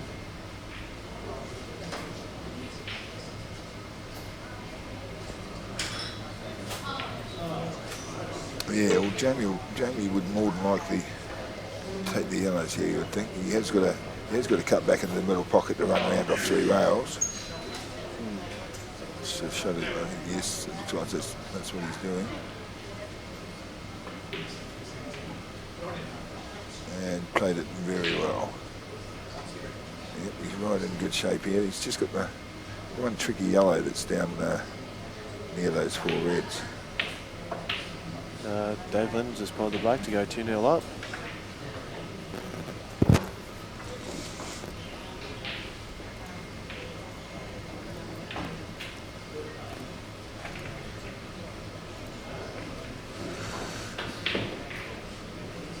Jamie's just trying to map a possible out here. He knows he's just got the one tricky ball to get on.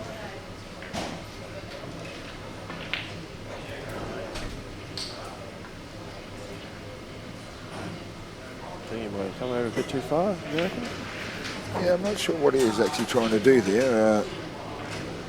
He may have been trying to get on that red up the top pocket, the only red that's, sorry, that yellow, the top pocket, top left-hand pocket. It's the only one that's a little bit tricky. Because if he was able to make that shot, the rest of it's very straightforward. Right, what we've got there. I don't think Jamie wanted that ball in somehow. But, he knows that's going to be a key pocket, that corner pocket. If he hadn't been able to leave that over the pocket, it allows him to get the other yellow out to play and still have control of the frame. But now that it's gone in, it's debatable whether this yellow is on in the middle pocket.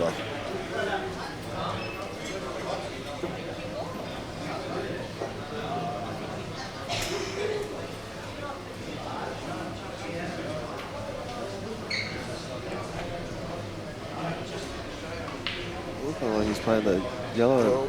Well, he was trying to get control down this corner pocket again, but he's actually left a bit of an opening here. Still fairly tricky on reds. A couple of very tidy reds, but the one near the middle pocket does give him opportunity to open the other balls up. Yeah. Not on this first shot, but.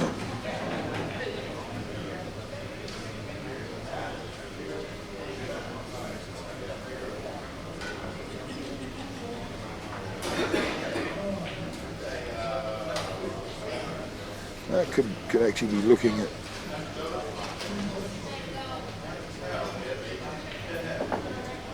he's going to put this red into the middle pocket. No, he's doubled it actually. Double. And now that red's become a little bit awkward. So and he's actually left Jamie on his worst yellow. So Jamie does have an opportunity here. He can pop this with deep screw back into the side rail and out. But the other yellow is still awkward too. The one up closer to the middle pocket's an awkward yellow now. The question is, would there be a gap to the middle pocket for that top yellow? I don't think so.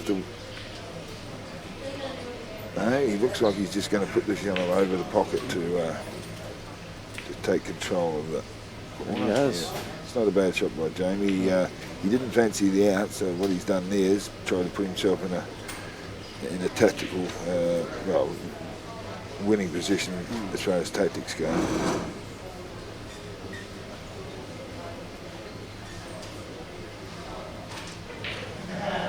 That potentially blocks 2 or 3 balls to that corner pocket.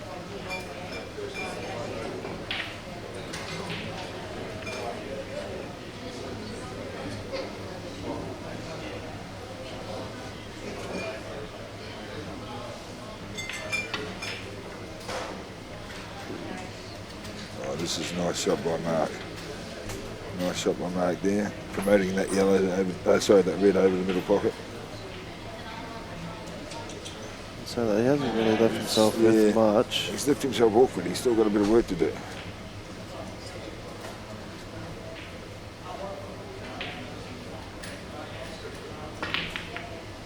Well, that was a super aggressive shot because he was actually committing there, and he's fouled, which obviously gives Jamie 2 shots and a golden opportunity to get this back to 2-all.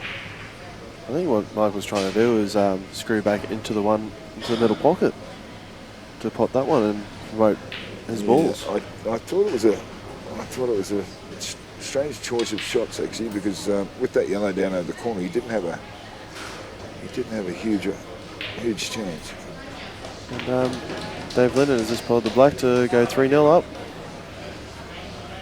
And Jamie's left himself a little bit awkward here, but you'd feel he would just run off the left-hand side of this yellow and just try and leave it on into the corner pocket, leave himself as good a possible shot in the corner pocket where he can pop that screw back down on the black. Yeah. So I've just been told there's not going to be another game till last 16 on the other table, so should be able to go to the widescreen.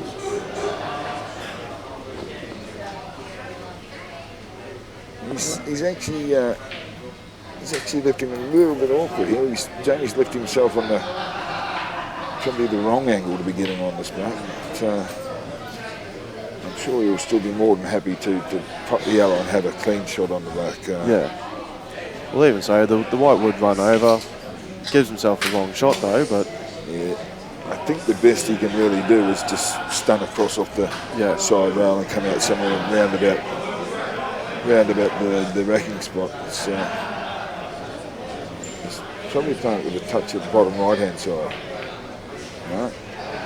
Oh, I'm pretty certain he was actually trying to pop that ball. There's no reason why he wouldn't be. He still had a clear shot on the black, so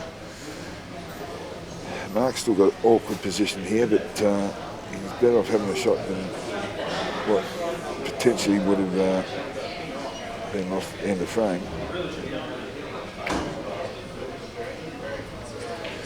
What Mark's looking at here is probably putting this red near the bottom left-hand pocket and promoting the other red that's up on the side rail, promoting that, but still getting the snooker. And if he manages to do that, and Jamie doesn't get out of the snooker, it's possibly Mark's frame and match.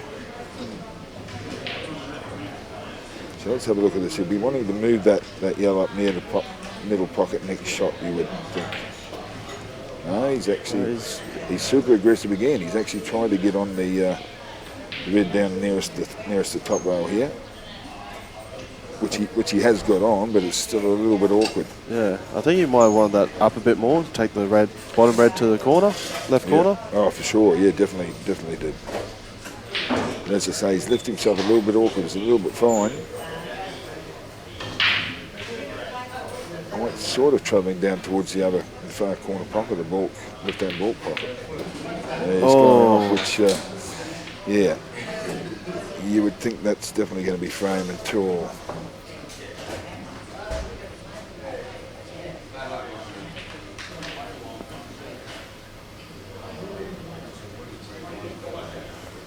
Oh, where's Kiri? Yeah.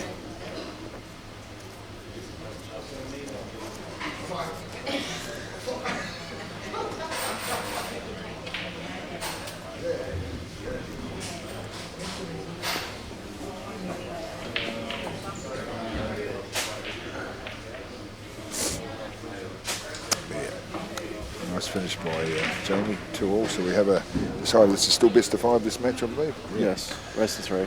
So yeah, probably both of these pars would be in your top handful of picks for the tournament.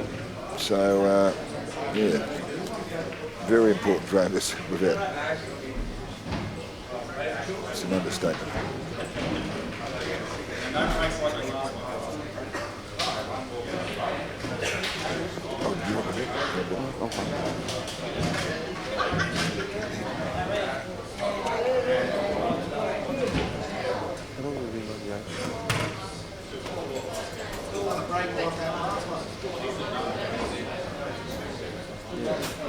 So 2-all and Mark to break.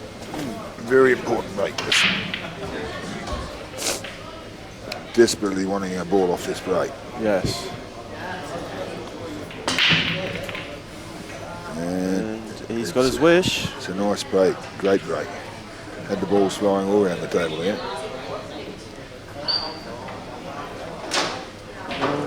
Well, the reds definitely look like the balls. Yeah. He's got a pot of red to be on them, obviously, but probably the red's straight ahead of the white ball into the bulk left-hand pocket, or what we call the yellow pocket, from snooker terminology. Cheers, thanks.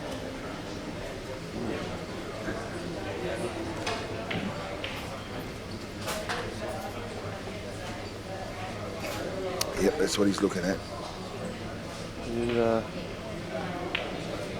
And he's got position on the top red of the 2 there, which you'll find he'll probably take. Yeah, you'd expect him to get these balls. They are fairly natural. Possibly the hardest part is the transition from the red near the middle pocket to the next red, but he's got that into the corner pocket as well. Yeah. So once again, what he'll be trying to do is clear up the balls at one end of the table, one end of the table where the black isn't, and it just makes all your work a lot shorter. You're not going up and down and around the table, avoiding unwanted kisses and then offs.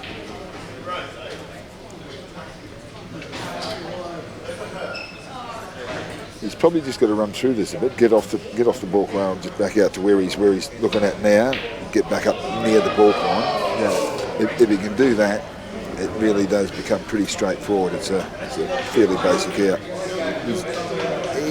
He's probably underhit it just a fraction, but it's still fine. He should be right. There's no problem here. He's got 2 options, whether he pots and stuns the white up a few inches or whether he runs through off the side rail. But I think if he's running through off the side rail, he may end up having too much angle on the red. This is why he really wanted to wind up a couple of inches further. If he had to wind up a couple of inches further, and he could just basically pop this and stun back a couple of inches or whatever. He's going to be stunning back a fraction here, but he's leaving himself with a little bit of unwanted angle. Yeah, he's decided to go up. He's coming down the table first. Yeah, because he had the unwanted angle on that. It's forced him to go this way, which does make things a little bit trickier. You would think he's going to pop this and screw back for the other red in the middle pocket. No, he's running through it.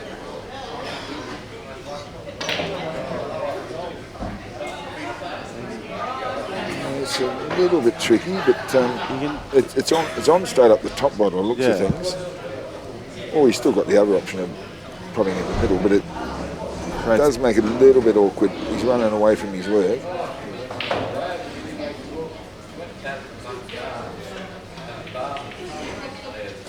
He's playing it with a lot of bottom to make sure he gets the white across to the side rail.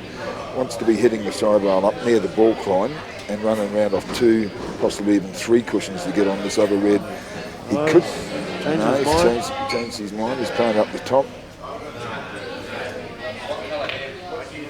That's a great shot. That is a great shot. He's overrun that a little bit. Probably a fraction further on, but he's got a couple of options. He can actually pop this and stun straight down the table and have the black into the same middle pocket. We just got work at Jake has just won 3-0 against one of the local boys, Shay Grieve. He's got a little bit lucky there. He didn't play that shot as convincingly as you'd like. You would have thought he would have played it a bit deeper bottom, so he actually avoided the black, but he's got a nice rub, so you'd expect him to be popping this black and taking an at you.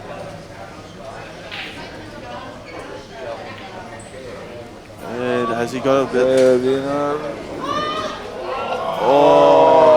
The crowd go crazy. Because he had that awkward angle, that white ball's gone very close to that corner pocket, and but he's got away with it. If you have a look at, if you can have a look at that replay, I think he might have caught that a little bit thin too, which put it into the right-hand side of the middle pocket, taking the white a bit closer to the potential of an off. Let's have a look at that. But the white's always playing ball. The white's always travelling towards that corner anyway. Yeah, he's put it right. He's put it right in that right-hand edge, which has got him. You'd probably, in all honesty, you'd probably find your Jake McCartneys, your Ben Noonans, and most of the other players, the top-level players, would probably use a bit of bottom on that to make sure they drag the white to the side rail. But 9 times out of 10, like myself, I'm not one of the greatest players in Townsville, but I would be definitely looking at that in off and worrying about it. Very surprising, Mark didn't actually play that with a touch of bottom to drag it across, but he's got away with it, and he's kept his tournament alive. He's every opportunity.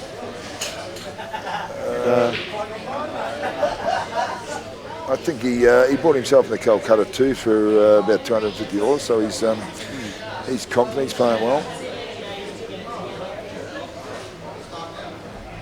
I believe he one of the local lads, Ray Palmer, he bought him. Who's Bought that? Mark Bradley. Oh, right. Oh, no, well, I asked Mark if he bought himself, and I thought he said he did. Oh, he might have, yeah. But, So we're just waiting for these last few matches to finish up, and we'll get the draw for the last 16. you haven't got any secrets you can divulge on any potential matchups in this last 16? No, it's all blind draw. The last 16 players will be drawing the names out of the hat. Yep, So yep. we got. I think Daryl. Daryl puts. We've got balls or whatever. Yeah, we've got a set of numbered balls there in a bag, and everyone draws their number out. Obviously, the white being 16. As you can see here, the closest table with players on it. The guy in the blue shirt, that's Peter Piwakumde. He actually beat Rusty last year to win the tournament. And then he's playing Steve Pottinger, affectionately known as Potsy, who has got a bit of ability. So Peter would probably be favoured, but yeah. All day, every day. And Peter actually bought himself for $60 last year in the Calcutta. Right, Even after being talked up about being the dark horse, he went reasonably cheap this year as well. He wasn't. I think it was 200 or something. All right. Yeah. And he actually came from behind against Rusty too.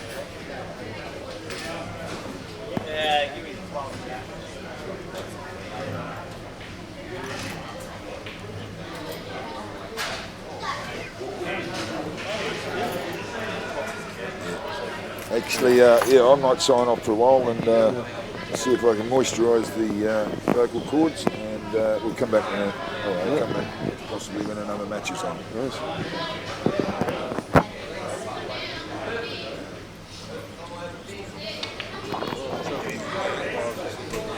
I don't think that's not much to commentate.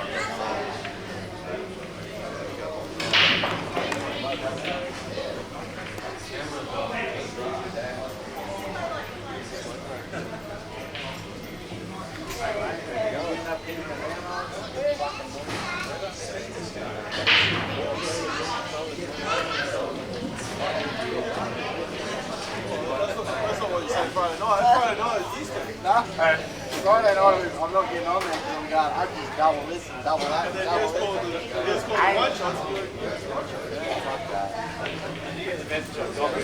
Everything's got left on mine. Keeps the left on.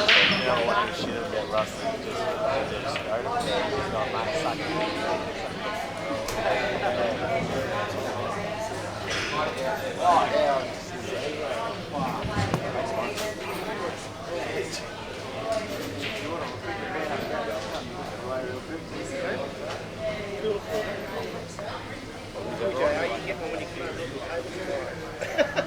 Kerry just got me one there. I don't know how she managed that, but beautiful, thank you.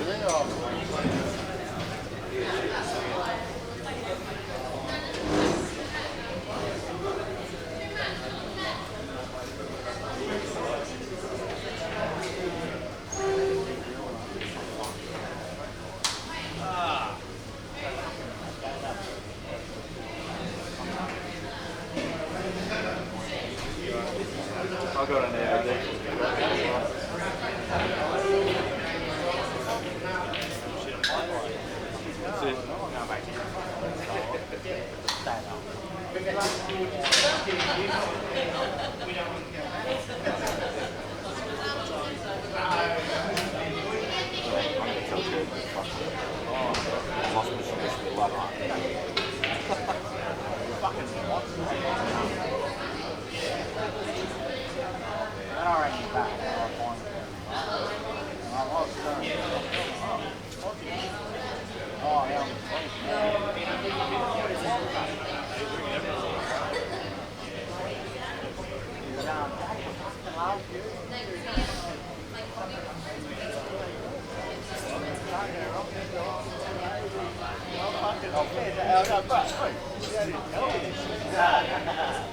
JR and Jake Love, yeah. Last night, the way Oh, Potts. And Potts is going. I said, oh, yeah. He said, I'm going to buy Jake Love. He goes, we're talking about.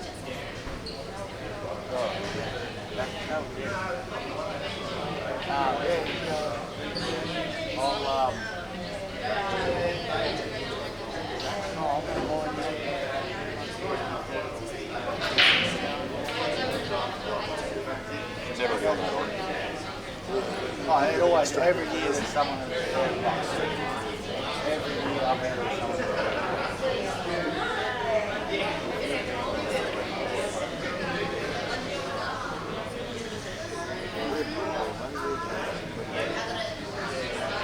What's he going? If he gets to 1200, I'll just send him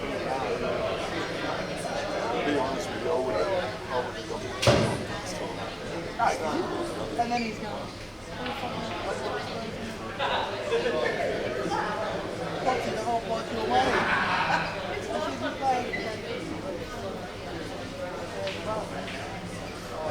Devo, what happened, mate? I heard you got the mail in.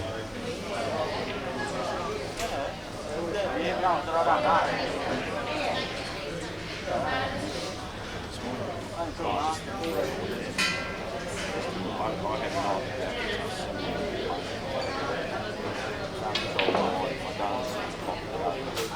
Oh, not bad. Wales killing me, like everything wants to get me.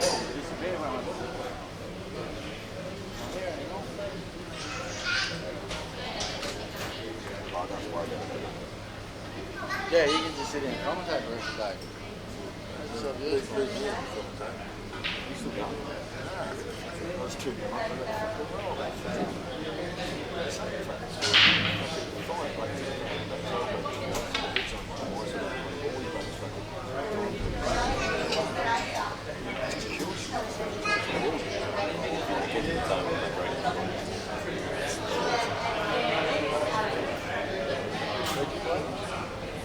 We've got you, Graham.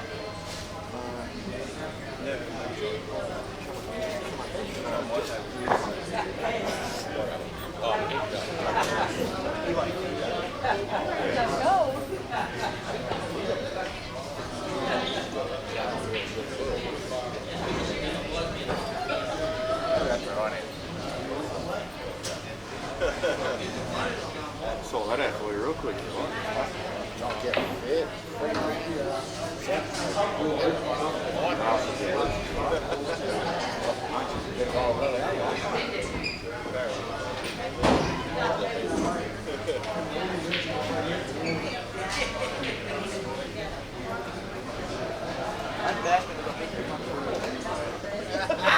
Oh, yeah, yeah.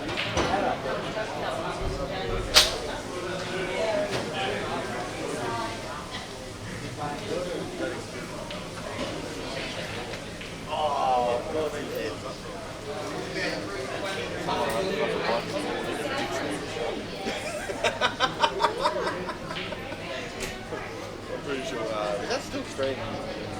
No, they're both muted. Both muted. Yeah, it's true.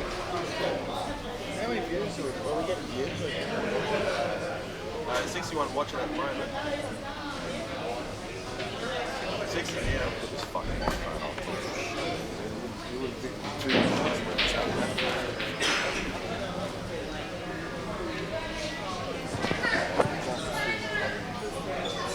Alright guys, I'm out of the tournament, so things are about to get fucking loose. I've already been reprimanded for my language. Like Jacob. Like Jacob, I know what? I was going to say if he's getting the other way. I was going to say if he's getting the other way. We're just waiting for round 2 matches to complete, folks, before we start round 3. That will then move to best of 7s.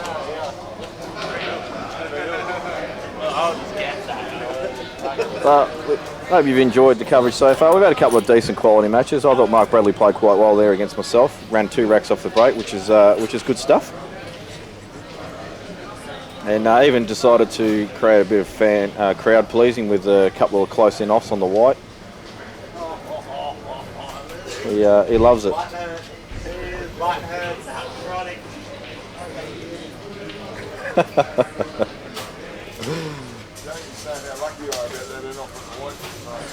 never said the word lucky once.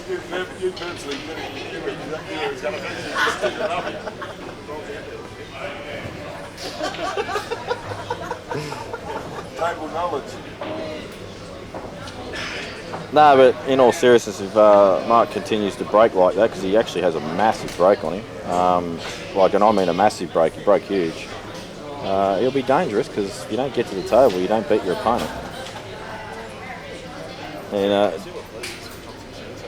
Jake got through. There's still a few handy players in this list. The fun part about this, though, is when a few of the higher level players draw each other in the early rounds, it actually allows for the more novice level players to sneak through to the quarterfinals, which is actually good to see in tournaments where you see the new players get to put their head on TV.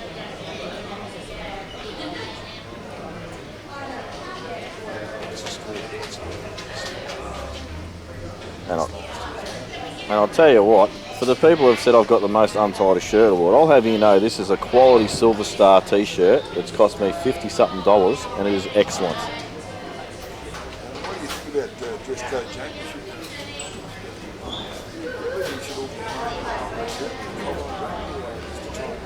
Mate, I've adhered to the dress code. They said just as long as you've got a t-shirt, no singlet or thongs, you're allowed to do that, so I'm fine. But to be honest though, it's very warm up here. I think comfort's more important than anything, but I wouldn't be upset if they brought a dress code in to have a, collared shirt.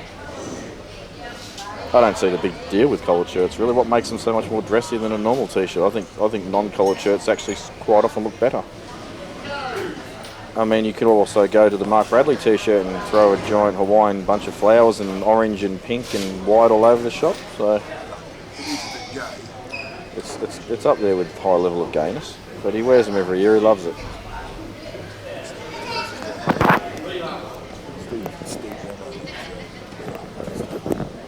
That was already on. You can turn it off.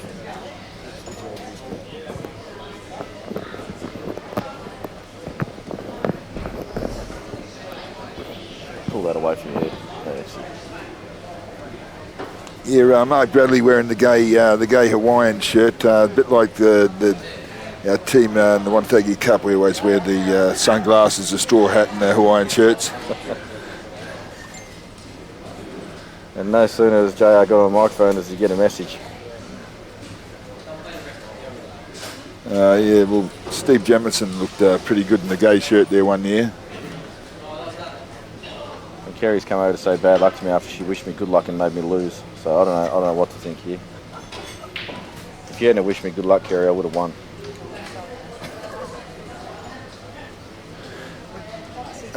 Kerry, what's the score of Potsy down there? It's 2.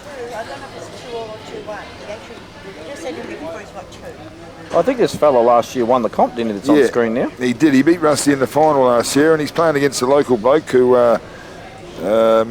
myself and Jake are actually staying with up here, Potsy, former Victorian.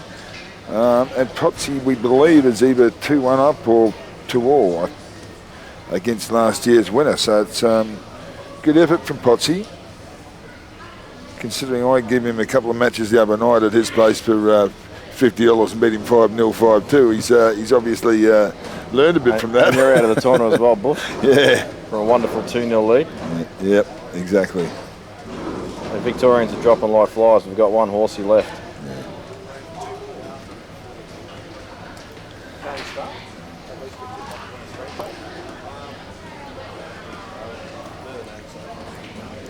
Well, let them start drawing balls, and or do you want to stream that or something? Or? Yeah, but I mean, if they start drawing balls, you'll get matches. The last 2 winners still have their balls left in the thing to draw. Actually, well, if there's something I can't cop, Dan Lynch has got further than me in the comp. Well, so he should. I mean, he's quite a accomplished player. The first bloke that Dan beat in the first round apparently went outside, snapped his cue, and nearly. He did. So he was very, very dirty about getting beaten by the cameraman. So we've got one more match left to finish, which is one on screen. Just waiting on Potsy versus last year's winner. These are the current... Peter, and we won't worry about the surname, but Peter won last year, and as I say, I believe Potsy's 2-1 up. What is it, Peter does come a lot or something?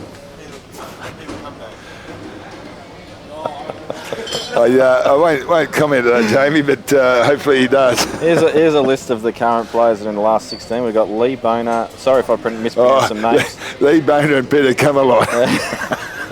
You're not bad, Jamie. Well, what's he saying? Lee Bonner or Lee Boner, whatever it is, or Bang, or worst handwriting in history, by the way, I'm trying to read. Toby Osler, Daryl James, Dan Lynch, Eddie Higgins, Rob P, Chris Pennington, Chris Johnson, Dave Linton, Mark Bradley, Chris Jones, Jake McCartney, Ryan Nopke, Nev Jr. and Brendan Sheridan, with the winner of this match, which is currently 2-all. 2-all, yeah. And Peter's haven't seen a lot of Peter play, but he's very, very solid. He, as I say, he won last year, but he was 2-all in his first match, and the bloke he was playing had a shot on the black to beat him, put him out, but missed. And I don't see Justin Thursby on this list. He's been eliminated. Or is that an error? Justin Thursby not on the list, and you do have, what, 4, 6, 8, 10, 12, 14 names. Oh. Yeah. So we're just getting confirmation. Cause we were starting to bar up a bit early there, Jamie, but... Well, Justin Thursby's probably in the top 3 favourites to win the comp, so... Yeah.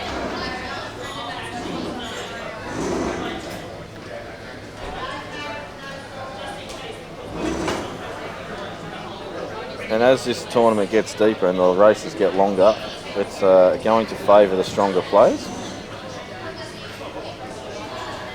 Yes, it certainly does. Jake was saying this morning he just wants to get through the first couple of rounds because realistically all the top players still know that a race to 3 is still a bit of a raffle. So it doesn't take much for someone to break and run a rack and you breaking up a dry rack and all of a sudden you're 2-0 down without having really done much wrong. You haven't got to the table. Yes, I was dying for the next round, but no.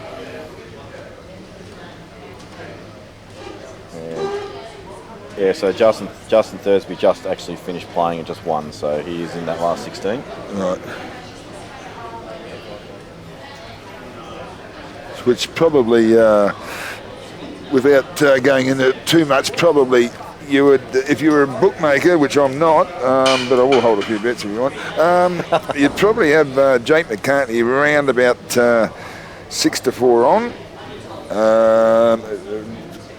Justin Thursby, I'd almost have second favourite at about 4-1, and probably Jamie Cocker, Mark Bradley mixed along with Chris Jones, who's playing quite well. I think Mark Bradley is $1.06 after he's just eliminated one of the greatest players Australia's ever seen. After that, he also beat me. After that, we've got a couple of smokies. Another local on Dave Lynn's chance. Chris Johnson, nobody knows much about. He's actually originally from Victoria as well. So we do have another Victorian contingent in there with cameraman Dan Lynch.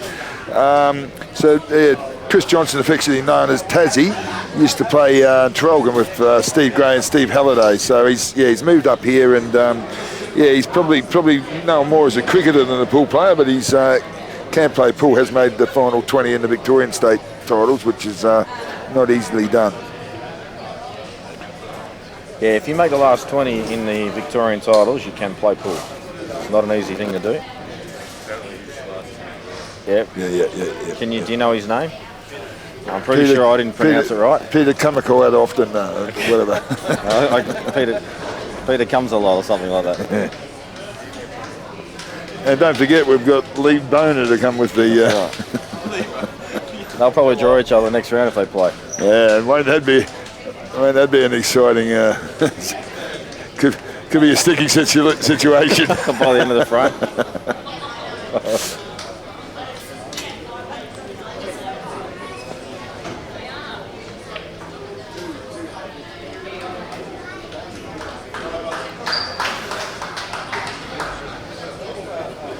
So hang on, what's happened here? They're still racking the balls up. Maybe it was Mark Bradley 2-1 up, and No, not Mark Bradley, mate. Sorry, maybe it was. Sorry, yeah, maybe it was Potsy 2-1 up, and it's now 2-all, perhaps.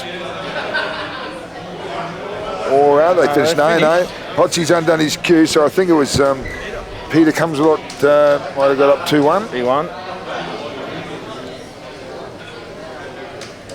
And we'll, yeah, you do it over the screen tables, preferably this first one or whatever. So yeah, very, very shortly, all 5 years that are watching will be able to see how many people are there watching, Jamie? There's 47 watching at the moment. Obviously a few having a break while there wasn't much happening on the screen, but oh yeah, bar me up too. Folks, I've just found out. Look, I'm the Blancs champion. I've won 7 Blancs comps. I reckon I've won more. I am a Blancs comp specialist. And he wants money off me as well. Okay, can you believe this bloke? You got change for 100? Yeah, I'll owe you 10, Buff. I'll owe you 10. I've just paid Jamie's entry, so obviously I should get a bit of a return on that.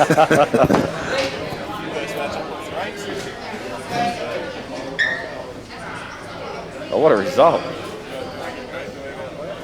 Yeah, get these guys probably out won't of the way. hurt. All right, so Daryl's just about to get the final 16 players together, and he's got a bag of balls, and then he's also got some pool balls in another bag that they'll be drawing out. All the 16 players will be drawing a ball out each, the white ball being the number 16. So we'll be able to get the potential matchups here. So the last 2 through were Peter and Justin Thursby. So we'll see if we can line up some numbers. So wherever they end up in the corresponding draw, that's where you are. Call your name, come pick the ball, each one up. Dan says he wants to play Jake. All right, so we've got Lee drawing the ball out. And what number was that? Number 3.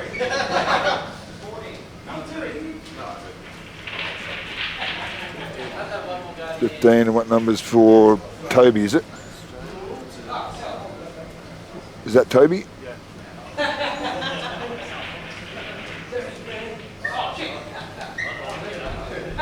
Daryl, 12, and tournament organising. He's still Daryl James, he's cameraman Dan's drawn out number 9.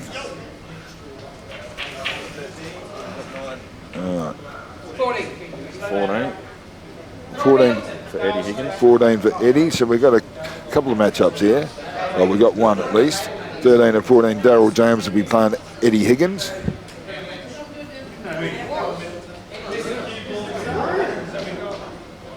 Someone just drew out 10 today.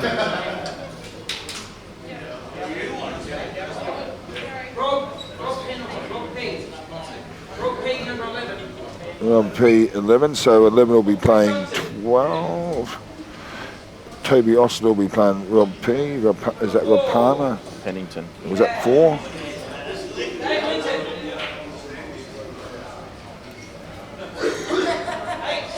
Dave Linton's got the 8. And here we go. And this is the number no one wants. Here's the Jake McCartney. No one wants to get the match up to this one. Oh, so it's going to be Jake McCartney and Dave Linton. That's going straight in the stream. So that's a good match. Chris. And I'd love to see 4 come out Mark here. Bradley, yeah. No, 6, sorry. 3 for Mark Bradley. 3 will be playing 4. So Tassie, Chris Johnson, and He's playing Boner. We haven't got our. we haven't got our porno game. 10 for Nev. Tell you what, this is looking very chancy to be Mark Bradley versus Justin Thursby. That's correct. So the Justin Thursby. Oh no, 4's come out.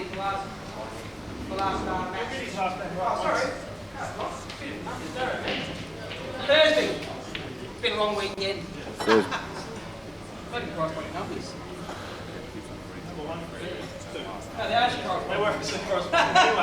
Justin got 2. And Peter will have 1. So last year's winner, Peter Cumslott, will be playing Justin Thursby. Then we've got 3 and 4. So Mark Bradley will be playing Chris Johnson. We've got 5 and 6. We've got Chris Jones will be playing Brendan Sheridan. 7 and 8 is Jake McCartney and Dave Linton. I'm pretty sure that'll be a live stream match. Then we've got number 9, cameraman Dan, playing my successor, Nev Jr. And 11 and 12 is Rob P playing Toby Osler. 13-14 tournament organiser Darryl James playing Eddie Higgins. And the last match will be 15 Lee Bonner, Lee Bonner playing Ryan Nobke.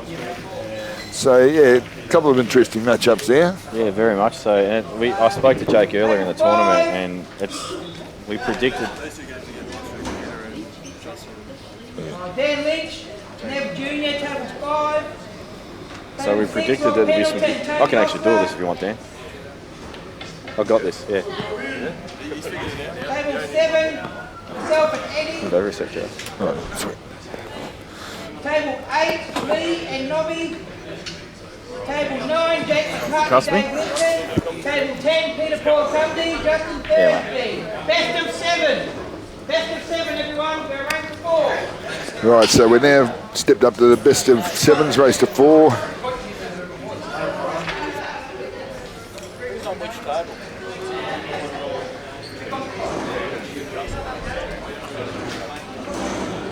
Jay, do me a favour. Yeah, that's 9. That's 9 there, and that's 10. Yeah.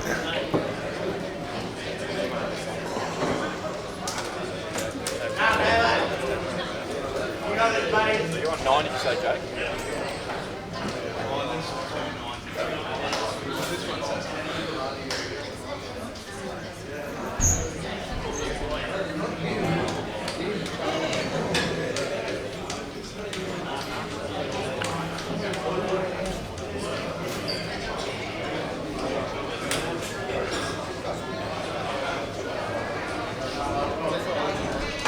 Dave Linton. And lagged, and I think Jake's hitting it a bit too hard here, and Dave Linton's won the leg, so he will be breaking in the first frame, the odd number frames.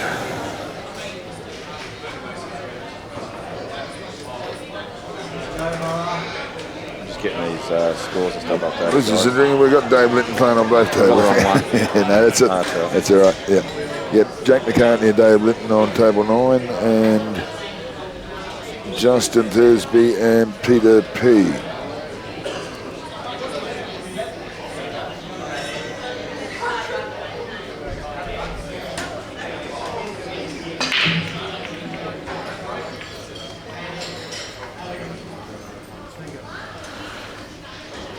Right, Dave Linton's just broke the balls and come up dry, so Jake's going to have first opportunity here. He's fat on a red ball if that's what he's after. You'll see some great extractions and whatever from Jake in this match. If you're an up and coming player and you want to watch how you go about mapping out outs, you'll learn a bit here. Now Jake's taking red balls. He's going to take this other red in the corner pocket, but he'll want to move that yellow that's next to red, possibly even move the. So you'd think he'd be potting this. No, I don't know. I thought he would have tried to move that yellow next to red there, but he's obviously seen some other option. I just got a message. Rusty Wheeler's lied, but I think we'll stick with the live what we've got here. Oh yes, Jake's got away with one there. He's doubled that red back, opened the black up. And had a bit of joy. He's put the yellow down over the pocket, but he doesn't need that pocket anyway. So, yeah, he's probably going to go game. So that shot he just played there was a great shot, and it set up this frame-winning situation now. All right, I've got everything under control now, Buff. All the business is updated. Jamie's done all the technical brilliance that he's well accustomed for. Not so much in in this Playing cable, pool. but anyway.